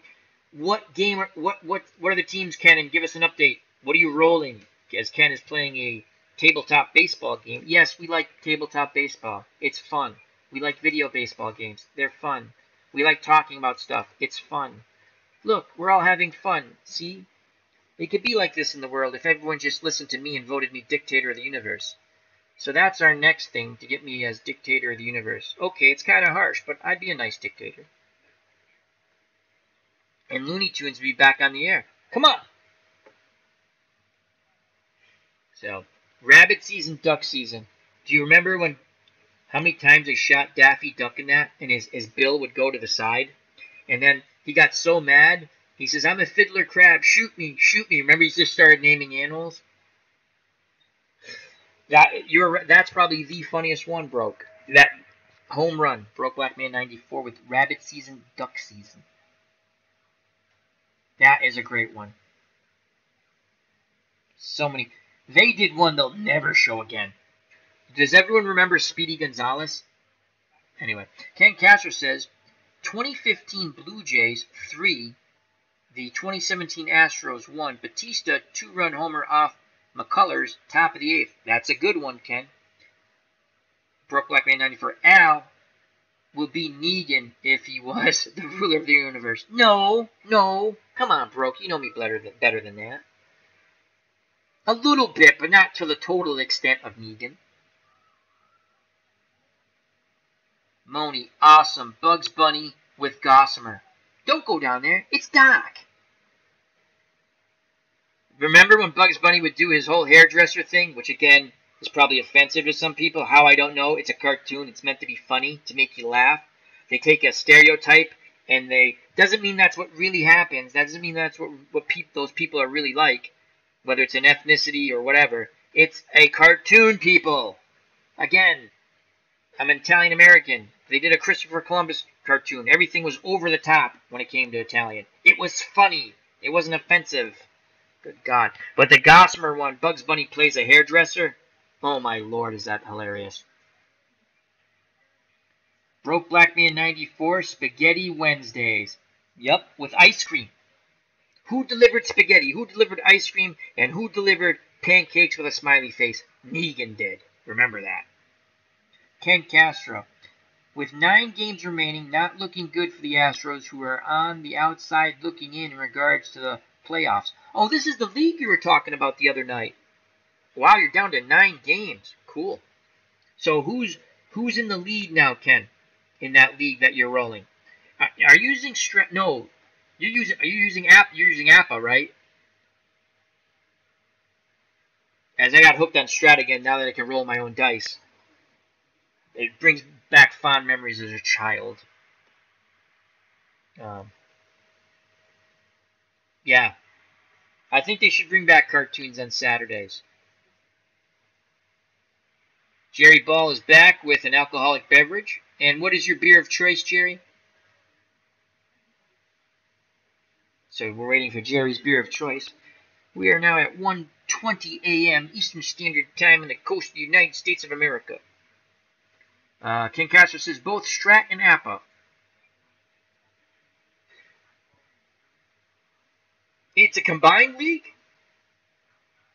Or are you playing 2 separate leagues? And if it's a combined league, how do you do that? That's pretty interesting. Moni, oh yeah. They show Speedy still out, and remember I was gonna get Moni hits it. Moni knows where I'm going. It's frightening how Moni and I think. Slowpoke Rodriguez. And you remember why he said he didn't have to run fast? You remember that cartoon? You remember what he did to the cat? As you can see, I'm still giggling because I thought that was so funny as a kid. Slowpoke Rodriguez. Speedy was always trying to save him. He's saying, you don't have to worry about me. I'm okay. Jerry Ball says Heineken. He is drinking a Heineken. Can we say Heineken on YouTube? I just said it. Am I going to be banned for saying Heineken? I don't know. You can eat Tide Pods on YouTube, but maybe we can't say Heineken. I don't know. I'm going to say it, Heineken. So Jerry Ball has a Heineken. The question to Moni is, do you remember what Slowpoke Rodriguez had and the reason why he didn't have to run fast? Ken Castro, combined league, played scheduled games with whatever game I feel at the moment. Excellent, Ken. Excellent. A sip of iced tea. So I posed a question to Moni in the chat. Why did Slowpoke Rodriguez not worry about running fast and tell his cousin Speedy Gonzalez, you don't have to worry about me? If you watch the end of that cartoon, you realize what he's talking about. So, another great Looney Tunes cartoon, the one with the hillbillies and the square dancing. Poke him in the eye, kick him in the shins, whirl, whirl, whirl and twirl. When Bugs Bunny is the, what would you call the person who, the square dance master, the guy yelling out the square dance chat, whatever it would be called.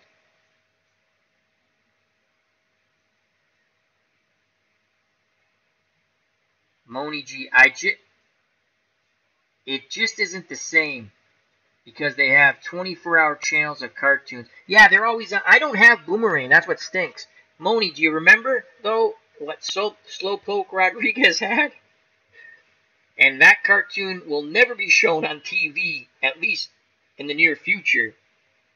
And it was classic. It just, I broke out. I'm giggling just thinking about it. So, great stuff, man. Jerry Bell starting back up with some 1968 Strat tonight. Yeah, because you just picked up the cards. It's funny because I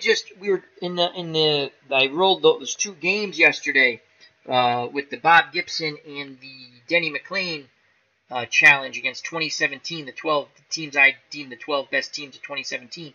And, you know, you had said you had just picked up the new 68 Strat card set. So I think you're going to enjoy that a lot. And you're just playing some random games.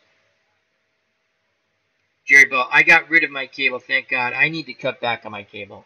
That's a ridiculous bill. Every once in a while I call and tell them I'm going to go to DirecTV and they cut my bill back, but it's way too expensive. Definitely got to keep my internet, though. I won't be able to chat with you fine people. So, what else is going on? So let's, Broke, what's coming up on your channel?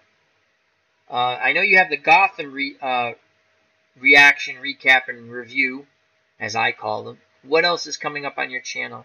And feel free to put the link in of anything you want, Broke. My good friend and moderator extraordinaire, Broke Black Man 94. And if anyone else is listening or in the chat and you've started up a channel, feel free to tell us what's going on.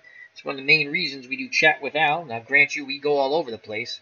From sports to movies to funny stories to cartoons.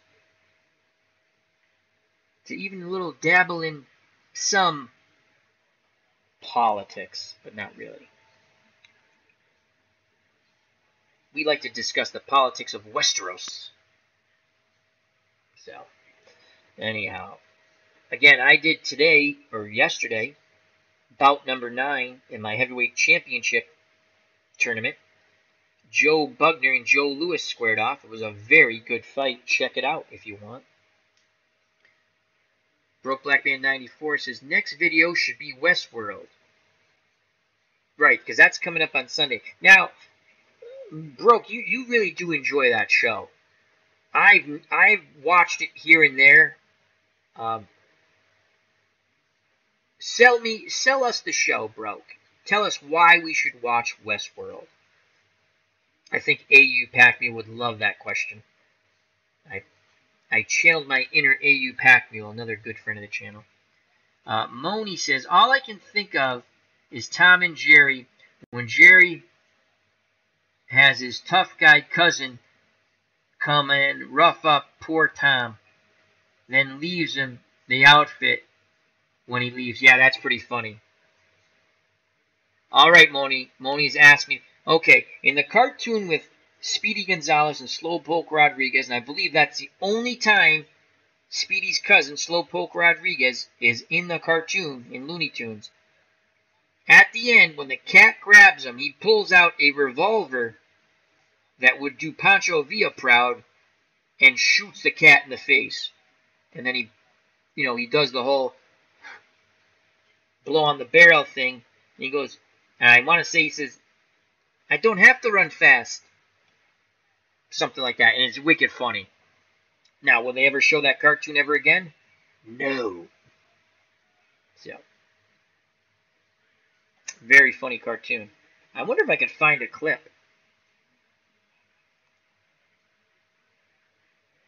I wonder if I could find a clip of that. Jerry Bob, you are correct, Al. The 1968 season in any tabletop baseball play is awesome. Yeah, I had a lot of fun with that yesterday. It was interesting that McLean gave up some. McLean could have gave up 4 gopher balls. Horton brought 2 back. I think I'm getting better with. I still go a little longer than I want, but that's okay. If someone doesn't want to watch or stay in the chat, that's fine. You know when I roll those games. It's fun. I enjoy it. I'm only going to do things I enjoy. I put some projects. Again, if you're not familiar with my station, I do a ton of retro sports. What-if matchups. I do football, boxing, baseball, a lot of baseball. Some basketball and hockey also. And then I'll talk a little Walking Dead with my friend, good friend, Broke Black Man 94. You know what show I liked that no one watched that I knew? The Strain. I highly recommend it. I read the 3 books. Guillermo del Toro wrote them with, I can't remember the other author. Excellent books. The books are better than the series, but the TV series only went 3 years. Excuse me. I thought it was good. Okay, Broke Black Man, the question was, sell me on Westworld. Now, I like listening to Phil, the Issues Guy, talk about the show. I like to watch Broke Black Man's reaction, recaps, and reviews. I enjoy A.U. Pac-Mule, did a couple of shows on it. And Broke Black Man 90 says, if you are into TV shows that leave you guessing and in shock, then it's a show for you. Excellent. Thank you very much. Now, Broke, what is your favorite aspect of the show? And what does the show do well that you would want to say, because we're big Walking Dead fans, so we're going to do a little compare and contrast.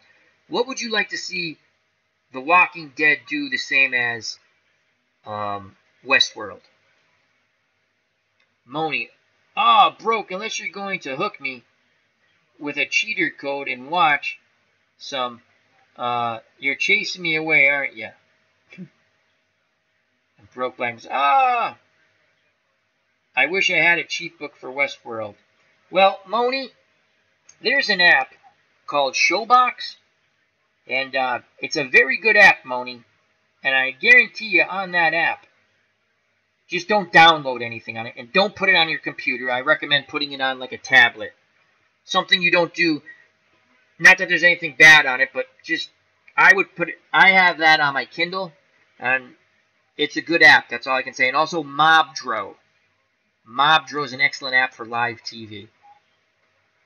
It's unbelievable. I watch boxing from the UK on Box Nation on my Kindle. So, Showbox, Mobdro. As my dyslexia has kicked in as I'm misspelling small words. Go on YouTube if you want and look up these 2 apps and they'll show you. And you got to get the right YouTube video because you want to make sure you download the correct one. So, but good apps, Showbox and Mobdro. Excellent apps. I recommend that you put them on a tablet though. That's just me. I don't like putting that stuff on my computer. Broke Black Man 94. That or get a hacked. Yeah, you can You can put Mobdro. You're right. On Amazon Stick, you can get them. People know how to load those apps. I also have that. That's why I need to cut my cable bill. I would, but my dad doesn't know how to use that stuff. So I keep my really expensive cable bill for him. It's okay. I don't mind paying it. My mom, God rest her soul, used to love to watch certain shows, and it made her happy. Ken Castro on his baseball update between the, let me scroll up, I want to say it was the Blue Jays and the Astros. Ken, Blue Jays, Astros, am I correct? 2 different seasons? He says, oh boy, heading into the 11th, tied 3-3. So how did the game get tied, Ken? Broke Black Man 94. Walking Dead is good the way it is. Have to sell you on the threat of the walkers. Yeah, the walkers are just an afterthought. You know? You're right. The walkers are just an afterthought now, the zombies. Jerry Ball to Ken Castro. Great, Ken. Super game. Ken, when you're done, and if we're still on the air, we probably will be, you got to give us the box score update and the highlights of the game, as you know we love to hear about that. We're an all-inclusive channel, we are. Now, Broke, do you think there's going to be a big time jump in Walking Dead? I don't want to spoil anything. In the comics, there is a time jump after All Out War. Yeah.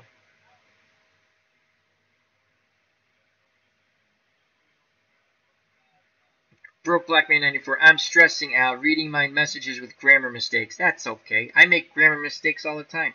Ken Castro Reddick hit number 5, and Gaddis RBI double. Cool. Right now, I'm on a borrowed laptop. Oh, Moni says, said like, from Laugh Olympics. Oh, she's watching. Oh my God, Laugh Olympics. That's too funny, Moni. I used to root like that. I used to watch that and root for the Scooby-Doo team like it was a real sport when I was a kid. I always, because they had the Scooby-Doo team, then they had the bad guys with the dog, Monthly, Mumbles, whatever. And then they had the other, what was the other team called? See, I always thought Scooby-Doo should win all the time. We had Captain Caveman on our team. What was the other team called? Oh, there was all Hanna-Barbera cartoons, though. I used to love Laugh Olympics. I watched it like it was a real sport when I was a kid. I used to root. Used to hate when they cheated. Oh my God, they're cheating. That was like early wrestling for me before 12 came and you watched wrestling. So, Laugh Olympics. Wow, I haven't seen that in years. Oh my God, that's hilarious. That brings back memories, Moni.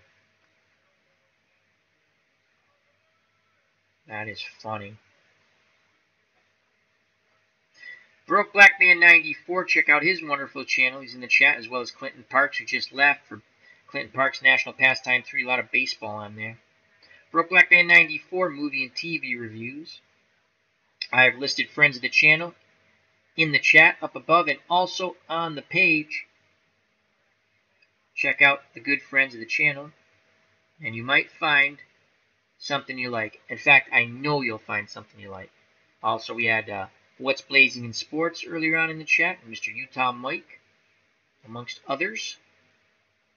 So, Broke Black Man 94, what is, besides Westworld, I recommend to you, Broke, The Strain. Only 3 seasons. If you're able to find them on a quote-unquote apparatus, I think you'll like them. And the books are excellent. Guillermo del Toro co-wrote the books with, the gentleman he co-wrote it with is like a scientific type of writer when it comes to diseases, and just a great, if you're not familiar with The Strain, it's not a zombie apocalypse, it's a vampire apocalypse. Moni says Mugsley, that's it, and the Really Rottens, the Scooby Doobies, and the Yogi Berras, that's it. Thank you very much. Scooby Dooby Doo! Did you ever find it strange that Shaggy would eat dog food? You know, Shaggy, Scooby Snacks. The things they would do for Scooby Snacks, I mean, it's almost kind of disturbing. You know, like what would you do for a Scooby Snack, Shaggy? I don't know. I always thought that was kind of strange. Made me laugh. Tonight in baseball, we were able to see the Dodgers throw a 4-pitcher combined no-hitter. And Albert Pujols getting his 3,000th hit. That was kind of cool. I watched that while we were doing the chat. Red Sox won. They beat the Rangers 5-1. That's always good. We've discussed Game of Thrones in the chat. We're still going. We're not going anywhere. We've discussed Looney Tunes, TV nicknames for characters. We had some really good ones. It started off with Moni saying Hot Lips Houlihan, then it went to Meathead and the Big Ragu and all kinds of great nicknames. We've talked a little movies, some dice baseball, and we're still going.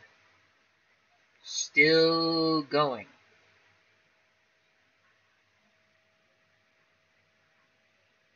As Moni says, nah, they're stoner treats. That's what I thought. That's what I thought too. Because Shaggy was, in my book, definitely a stoner.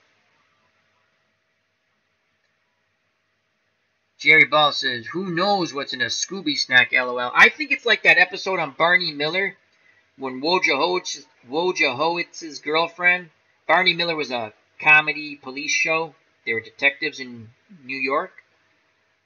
And one of the detectives' girlfriends made brownies with, let's say, a certain substance. And Wojahowitz brought them to work. One of the funniest episodes in TV history. Does anyone recall? Did anyone watch Barney Miller? As Jerry says to Moni, funny Moni, LOL.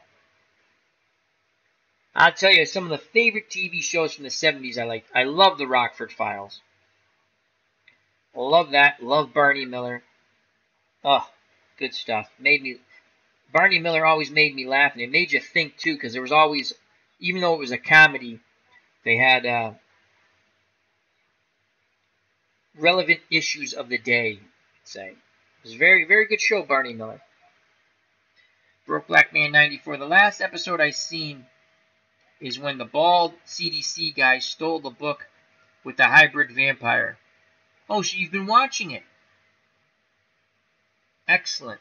You know who's in it? The kid from the Goonies. He's in season 1. Also, I'll tell you, Broke Black Man 94 backed me up on this.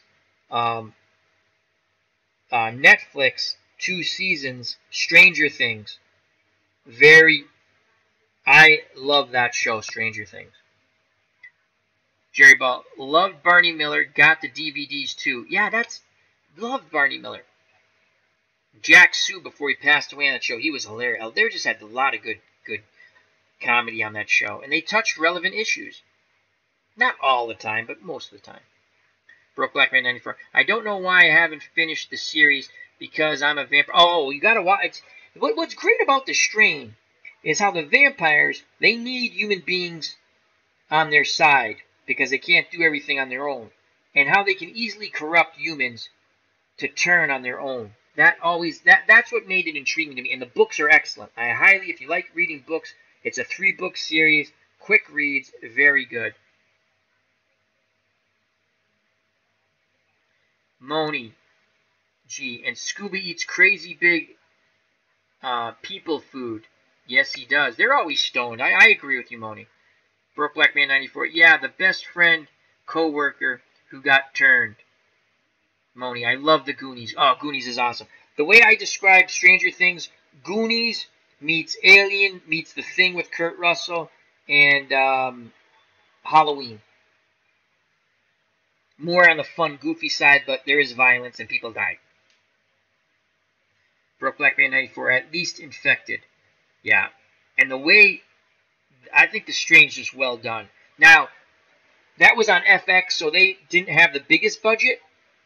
And there is some cheese factor to it. But the storylines are really good, and I read all 3 books. It follows pretty much, and again, with a book and the adaptation to TV, some characters live, some characters, there's a little difference. They mix it up just a bit. But I recommend The Strain. It's only 3 seasons. I enjoyed it. I recommend if you think you like this, you might like the series after watching a few, get the books if you like to read. If you have a Kindle or any type of that, you can get them right on the Kindle. Sometimes there's a sale. Quick reads. I read all 3 excellent books. Ken Castro. A rare pinch hit triple by McCann, top of the 13th, gives the Astros a 4-3 lead. McCann. Okay. I was wondering who McCann was. Was that like on Ironside, McCann? Or was he the Texas Ranger in New York who used to ride the horse? No, that was McLeod. Oh, Jerry Ball. Jerry Ball, as I say, hits it out of the ballpark with Night Stalker and Night Gallery. That is an awesome show. The father from Christmas Story, what's it, McLeod, is the lead character in Night Stalker. That was on Netflix for a while. I remembered watching it, and I binge-watched that. It was only 1 season, went off the air. Jerry Ball says, very cool, Ken, about the tabletop game he's rolling right now. So, a little sip of iced tea. Yeah, Brooke, I think you'd enjoy The Strain. I think, again, lower budget because it's on FX, but I think it was well done. I just think it was a well done. It follows the books pretty good. Again, there's some slight differences, but it's entertaining. And they have a character, Dr. Goodweather's son, Zach, is the most annoying kid who's ever been on a TV show, and you will hate his guts. You will hate him more than a young Carl on Walking Dead. You'll hate him more than Lori. Lori was on The Walking Dead. Carl's mom was probably one of the most hated TV characters ever in a recent series. And this kid, Zach, is 100 times more hateable. Ken Castro. Correa, 2-run home run, blown open, 7-3 now. Giles, time to close it out. So it looks like Houston's going to win that game for Ken Castro as he's rolling a game with Houston. And I want to say Toronto. It sticks in my head. Jerry Ball. The Night Stalker was great, and Rod Sterling's Night Gallery so cool. Rod Sterling. Twilight Zone. How awesome was the Twilight Zone? And Rod Sterling wrote for the Planet of the Apes movies. The originals. I want to say he wrote on the first one and the third one, I think. Or was it the second and third? Big Planet of the Apes movies fan. The new ones, but I like the original ones too. My least favorite of any of the Planet of the Apes genre. They ruined the cartoon. The cartoon was god-awful, though I watched it as a kid. The Mark Wahlberg one was my least favorite of any type of remake. The new ones are very good, but the original with Charlton Heston is excellent. Moni, okay, vampire lovers, did you see the NBC Dracula with... I was watching that.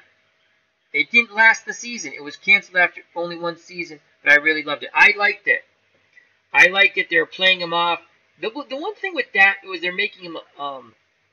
he was trying to get revenge against the people who screwed him over, which that made it interesting. It was a different take on it. That was a pretty good series. I liked that. I also liked Grimm, though I never watched the last season. I watched all the way up until the last season, and I didn't watch it. I liked Grimm. I liked Sleepy Hollow when it first came on. Jerry Ball, Ken Giles pitched here at Yavapai College. I know I pronounced that incorrect. Rod Sterling was a war hero too. I did not know that, Jerry. Put the knowledge upon us. I'd like to hear about that. Well, Jimmy Stewart was also, I believe, a war hero. He flew plane. He was a colonel in the Air Force, as well as Ted Williams in the Korean War. In World War II, Ted Williams, the Red Sox player. He actually trained fighter pilots. He was such a good pilot. He didn't see combat, I don't think, in World War II. In the Korean War, he saw combat. He was the wingman for, I always forget the astronaut's name. John Glenn, maybe? I can't remember. But he was his wingman, meaning he protected John Glenn from other fighter planes. And John Glenn, or whoever the astronaut was, who would become an astronaut, says you don't pick someone because they're a great hitter. You pick them because they can save your life. Broke Black Man 94. I stopped watching Sleepy Hollow either at the start of season 3 or the end. I did similar. I watched the first 2 seasons, then I stopped. I love the first season. I think the problem with Sleepy Hollow was they didn't know if they were going to get renewed, and they basically ended their big storyline the first season. And that way, if they went off air, the story was all done, you know. Ken Castro, 7-3 Astros, league best 20 hits for the Astros in the win. Who is the winning pitcher, Ken, and who is the losing pitcher? If you don't mind sharing.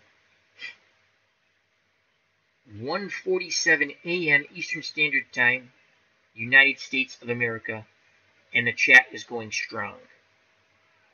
We have talked about everything but yet nothing. So, my iced tea is running out. I love straws. So, we await Ken Castro telling us who's the winning and losing pitcher in the tabletop game he's rolling. And next time, hopefully the next chat with Al, we're going to have the Google Hangout up, and possibly we'll be able to get Broke Black Man live. You can hear Broke Black Man, and you can hear him already. Just go to his lovely channel and check out his wonderful videos he does on movie and TV shows. He has a Gotham reaction and review up now. Ken Castro, Harris W. Giles, save number 8. Oh, Harris the win, Giles the save, number 8, and Sanchez the losing pitcher. Ken Castro, 11 pitchers in the game. Wow. Bullpens were busy. Good stuff, Ken. Thank you for sharing. Jerry Ball, Rod Sterling was in the 11th Airborne Division, 511th Infantry Regiment during World War II. I did not know that. Good stuff there. Moni G, no way. For whatever reason, the people dressing up as adult-sized human animals freak me the heck out. Those damn apes. Oh, Planet of the Apes is good. And what's even better is the backstory. Now, the first movie is actually and I love all the movies, but the first movie is actually a 4-star movie if you're doing the rating system in my book. And if you look it up in IMDb or whatever that's called, it's a highly rated movie with Charlton Heston. A lot of good stuff in it. So, they didn't think they were going to make a second movie. The first movie was extremely successful, as Ken Castro in chat says, thanks for asking, I'll much appreciate it. Ken, you're part of our family here, Ken. I consider us family. I consider everyone who comes to my channel family, who comes to my chat family. This is why my streams go long. This is why I don't have... I could do games within 45 minutes to a half hour, but I like to talk to people. That's my thing, you know? So, when someone is kind enough to come into my chat, spend time with me, you guys don't know how helpful this is to me regarding situations that I've gone through with my family. This is therapy for me. Okay? So, thank you, Ken, for showing up in the chat. Thank you for your support. And we're going to get our little show off the ground. And who knows, maybe someday we'll all be famous and laugh later. Remember when, we'll say. That's not the goal of it, but who knows. Planet of the Apes, so I bought the box set years ago, and they had an extra DVD on like the history of the Planet of the Apes movies and what it took to make them. And again, the book's really good. The book's different than the original Planet of the Apes movies. And it's a French writer, and it got translated to English. And it's a good book. I highly recommend it. I finally bought it and read it. It's great stuff. So they make the first movie. It's highly successful. They don't think it was going to... I mean, they have big... Charlton Heston's a huge star. If you don't know who Charlton Heston is, he played Moses in the original Ten Commandments. He was a huge star then. It was a great... Because Paul Newman bought the rights to the movie. He tried to get it made. He couldn't get it made. And then another... I can't remember. Another actor bought the rights to the movie, tried to get it made, couldn't get it made. And it bounced around from studio to studio. And finally it gets made, and they get Charlton Heston. And the reason why studios didn't want to make it was all they could think of was people in ape costumes, like those B movies from the 50s. So, Charlton Heston, they do the movie. It's very successful, very entertaining. Had a G rating, and that was important back then because they wanted families to bring their kids over and over again. It's not like movies now. You went to see a movie over and over again because it didn't come to cable TV if you had it, and there wasn't cable TV then. I don't think cable TV started until, the mid-70s with HBO in California, if I'm correct. I could be wrong with the history of cable TV, but... so they wanted people to bring their kids over and over again. That's why there was a ton of kids' movies in the 60s, in the 50s, because those are the people who went to the movies and spent money, were kids. And I'll continue my story, but let me go to the chat here. Moni says, The Chicken Lady, Kids in the Hall, Goat Man, Monkey Boy on SNL. Oh, Kids in the Hall were hilarious. Ken Castro. I'll say it again, Al. This family here has got me through so much over the last 18 months. I hear you, Ken. I just went through the same thing, as you know. And Broke Black Man says, keep calm and stay strong, Al. I will, my friend.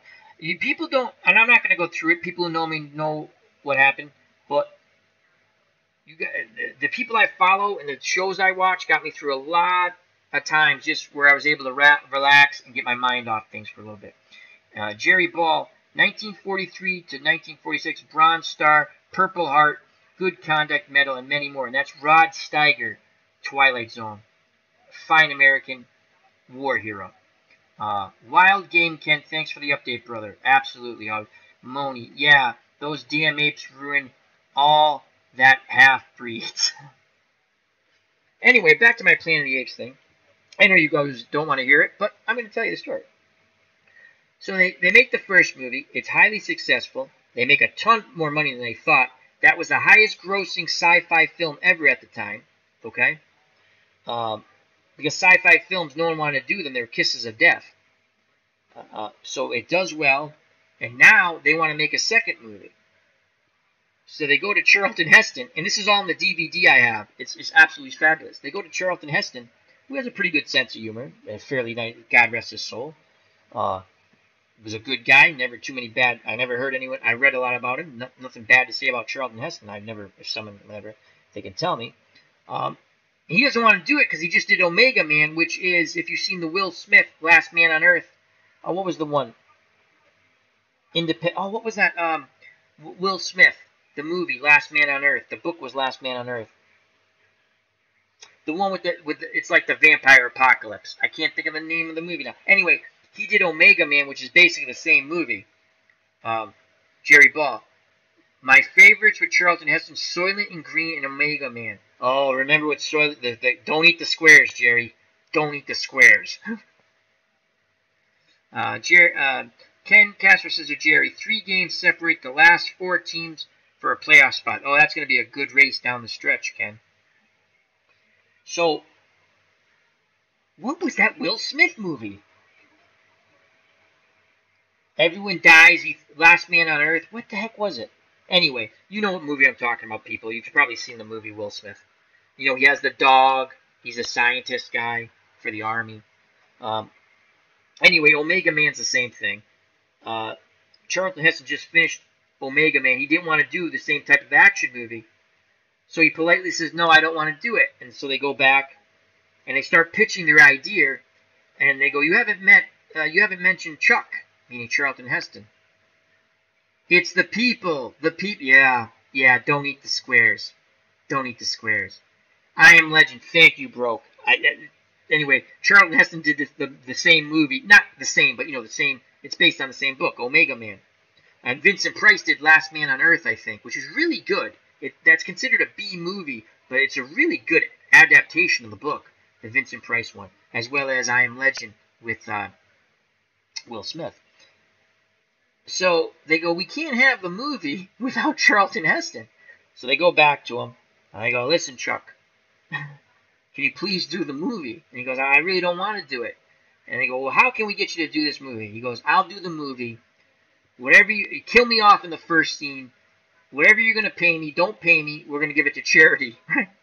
So they go, great. They go back to the board. We got Chuck. Great. And they're reading the report. They go, he wants to die in the first scene. How can we have the lead character die in the first scene? That's unacceptable. So they go back to him again. And they go, you can't die in the first scene. So they said, I think he said they had a few drinks, and they come up with Charlton Heston's character, Taylor, will disappear in the first scene, die in the last scene, and that's what was agreed to. It's just funny, because he didn't want to do the movie. But he did it, and the money that they were going to pay him, they gave it to some charity, and, you know, that was good. And then they blow up the Earth in the movie. But again, they have a successful second movie. And so each time, you know, then they did Escape to the Plan, they Escape from the Plan, so on and so forth. But each time they did a new movie, they cut the budget. So the costumes, in the first movie, there are no masks of any kind. It's all makeup. Even if you were an extra, it was makeup. It took hours to put on. And as the movies went, only the main characters got makeup, and then it became masks because they cut the budget. Anyway, that's my funny Planet of the Apes story that no one cares about, but I did, so I told it. Ken Castro says, Jerry, I never played a what-if league with World Series and playoff teams like the way it's turning out. Oh, I like doing that, Ken. That's one of my favorite things, what if. Ken Castro. Well, actually, last time I played this type of league was like 1980, LOL. Broke Black Man 94. Last Man on Earth TV show. Meh. That was on Sci-Fi, I agree. Was that the one on Sci-Fi? If I'm thinking the same one, bro. The Vincent Price movie, though, was really good adaptation of the book. Which I've never read the full book. I've listened to it on YouTube. Like a play version of it. Jerry Ball, I love it, Ken. Very cool. So that was a... and I like all the other... I like the new Planet of the Apes movies where they kind of do the reverse. They put in a lot of scenes, but they do it in reverse. Where it's the apes, the hunt. Like in the original Planet of the Apes was gorillas hunting humans. In the remake, the hunt is humans hunting chimpanzees to bring to the lab. Anyway, a lot of good stuff. Oh, I know what show you're talking about. I think it was a Fox show. Broke. I don't think it was ABC. I know what show you're talking about. It is a comedy. Yeah. Now, I never really watched that one. There was a sci-fi, I thought, also. Like, I can't say that word. Adaptation of the book. I think, you know what? I might check that out on Kindle this weekend. See what the cost. I like to read that. If you have a Kindle, a great book to read is Dracula. It's free. It's one of those free classics you can get. I read that a couple of years back. It was very good. I wanted to buy Jaws, but it's still $20, I think, on Kindle. I'm like, yeah, I'm not paying $20. The funny thing is, the audiobook is on YouTube for free. It's long, 10 hours. But I like to read that. That's a movie that's different than the book. I mean, again, end result the same, but the storyline throughout's different. Broke Black Man 94. Yeah, Fox with Will Forte. Yeah, I didn't get into that. Great show on Fox, Bob's Burgers, and the only reason why I bring it up because one of the female characters on Last Man on Earth is a voice of one of the children, the one who wears the bunny ears on Bob's Burgers.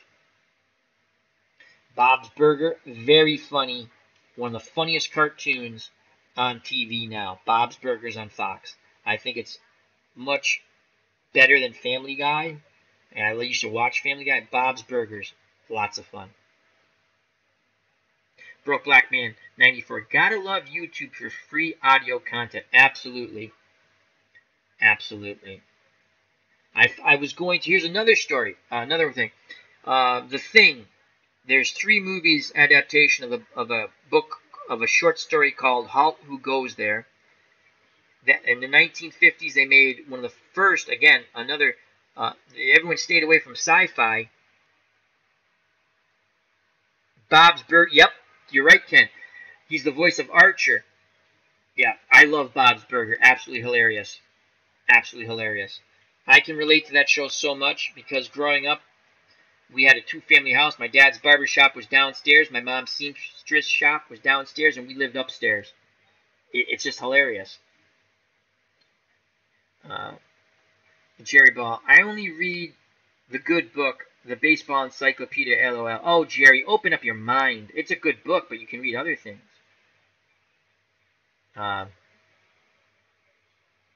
The Bob's Burger, very, very funny.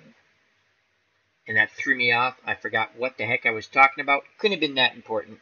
It'll come back to me when we stop the show. So,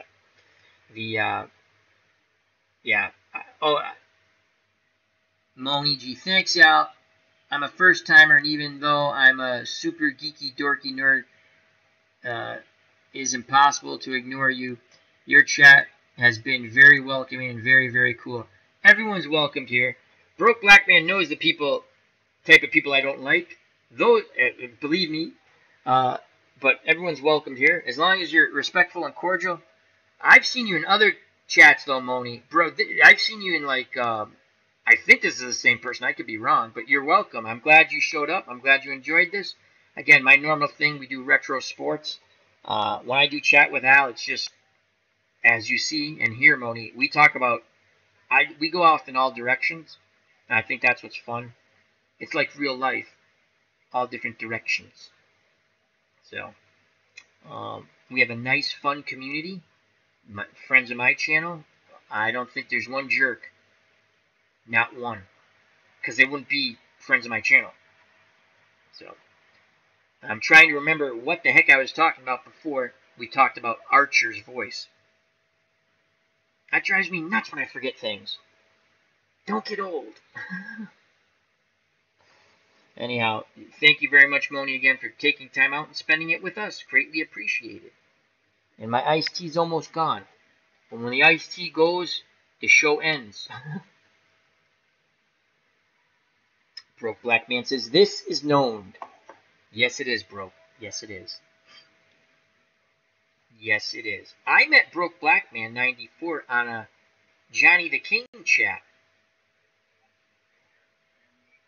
Broke, my Star Wars hero. Oh, before you go, Moni, and I know you have to go, what was, what were your thoughts? Take care. Thank you, Broke. As we're losing people now, it's after 2 a.m. I liked the Star Wars movie where they found the Death Star blueprints. I thought that was good. A lot of people didn't like that. I liked that movie. As everyone's saying bye now. I gotta find that song I sang with. You know who I miss? J.W. Flux. I was wondering where he was, and I want to say about 3 months ago I checked to see if his channel was up, and Broke's left now, but J.W. Flux, he was such a nice guy, and I think YouTube kiboshed his channel, or he just quit doing YouTube, but that's the only way I communicated with him. You know? I miss J.W. Flux. If for some reason you're watching this, JW, we miss you, kid. Moni, yes, I've seen you in other chats, but this is my first time here. Well, thank you very much. I'm glad you enjoyed. We're going to be calling this stream soon. I have to find that song that JW Flux gave me, and I sing it when we go off the air. I did it one time. It was a lot of fun. It was Happy Trails. And I have a link somewhere with lyrics. Yes, lyrics. And I'm going to look for it in a moment. So, let's see if we can find the Happy Trails lyrics. I hope I didn't delete it. My luck, I probably deleted it. And that's the song we'll go out to. Here it is. I got it. I don't want the YouTube version because they'll kibosh the whole stream.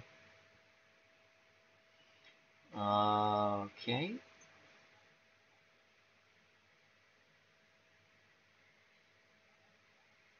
Alright. Hopefully nothing plays. I don't like this link here. I think something's going to play and I'm going to get kiboshed. As Moni says, Al, I love all the Star Wars movies. Even the prequels? Those were kind of... But I'm not much of a critic. Yeah, you know what? Neither. I mean, if you enjoy things, you enjoy it. That's the way I look at it. As Ken asked Jerry, what's up this weekend? I think sometimes I stop being critical of shows I like. I still, you know, like The Walking Dead sometimes still gets me a little aggravated, but I enjoy the show. All right, here we go. We're gonna end it here at the 2 hour and 25 minute mark. So around 2 hours and a half. It was a good stream. We're gonna do Happy Trails, and this was Roy Rogers and Dale Evans. I know no one knows who the heck I'm talking about, and we're gonna sing it here. Happy trails to you until we meet again. This is for our good friend J.W. Flux, and I hope someday to chat with you again, friend. Happy trails to you. Keep smiling until then. Who cares about the clouds when we're together? Just sing a song and bring the sunny weather. Happy trails to you till we meet again. Some trails are happy ones, others are blue. It's the way you ride the trail that counts. Here's a happy one for you. Happy trails to you until we meet again. Happy trails to you. Health, happiness. Till next time, take care. Bye-bye. God bless. And remember, can always come chat here to relax. Nothing's too bad. Don't do anything silly. Any issues, you always have people you can talk to. Not necessarily hear you, but you always know someone who you can talk to. And you're always welcomed here, my friends. So health, happiness. Till next time. I know I said it already. Take care. Bye-bye. God bless. Don't swing at the curveball in the dirt. Watch the big left hooks. And peace!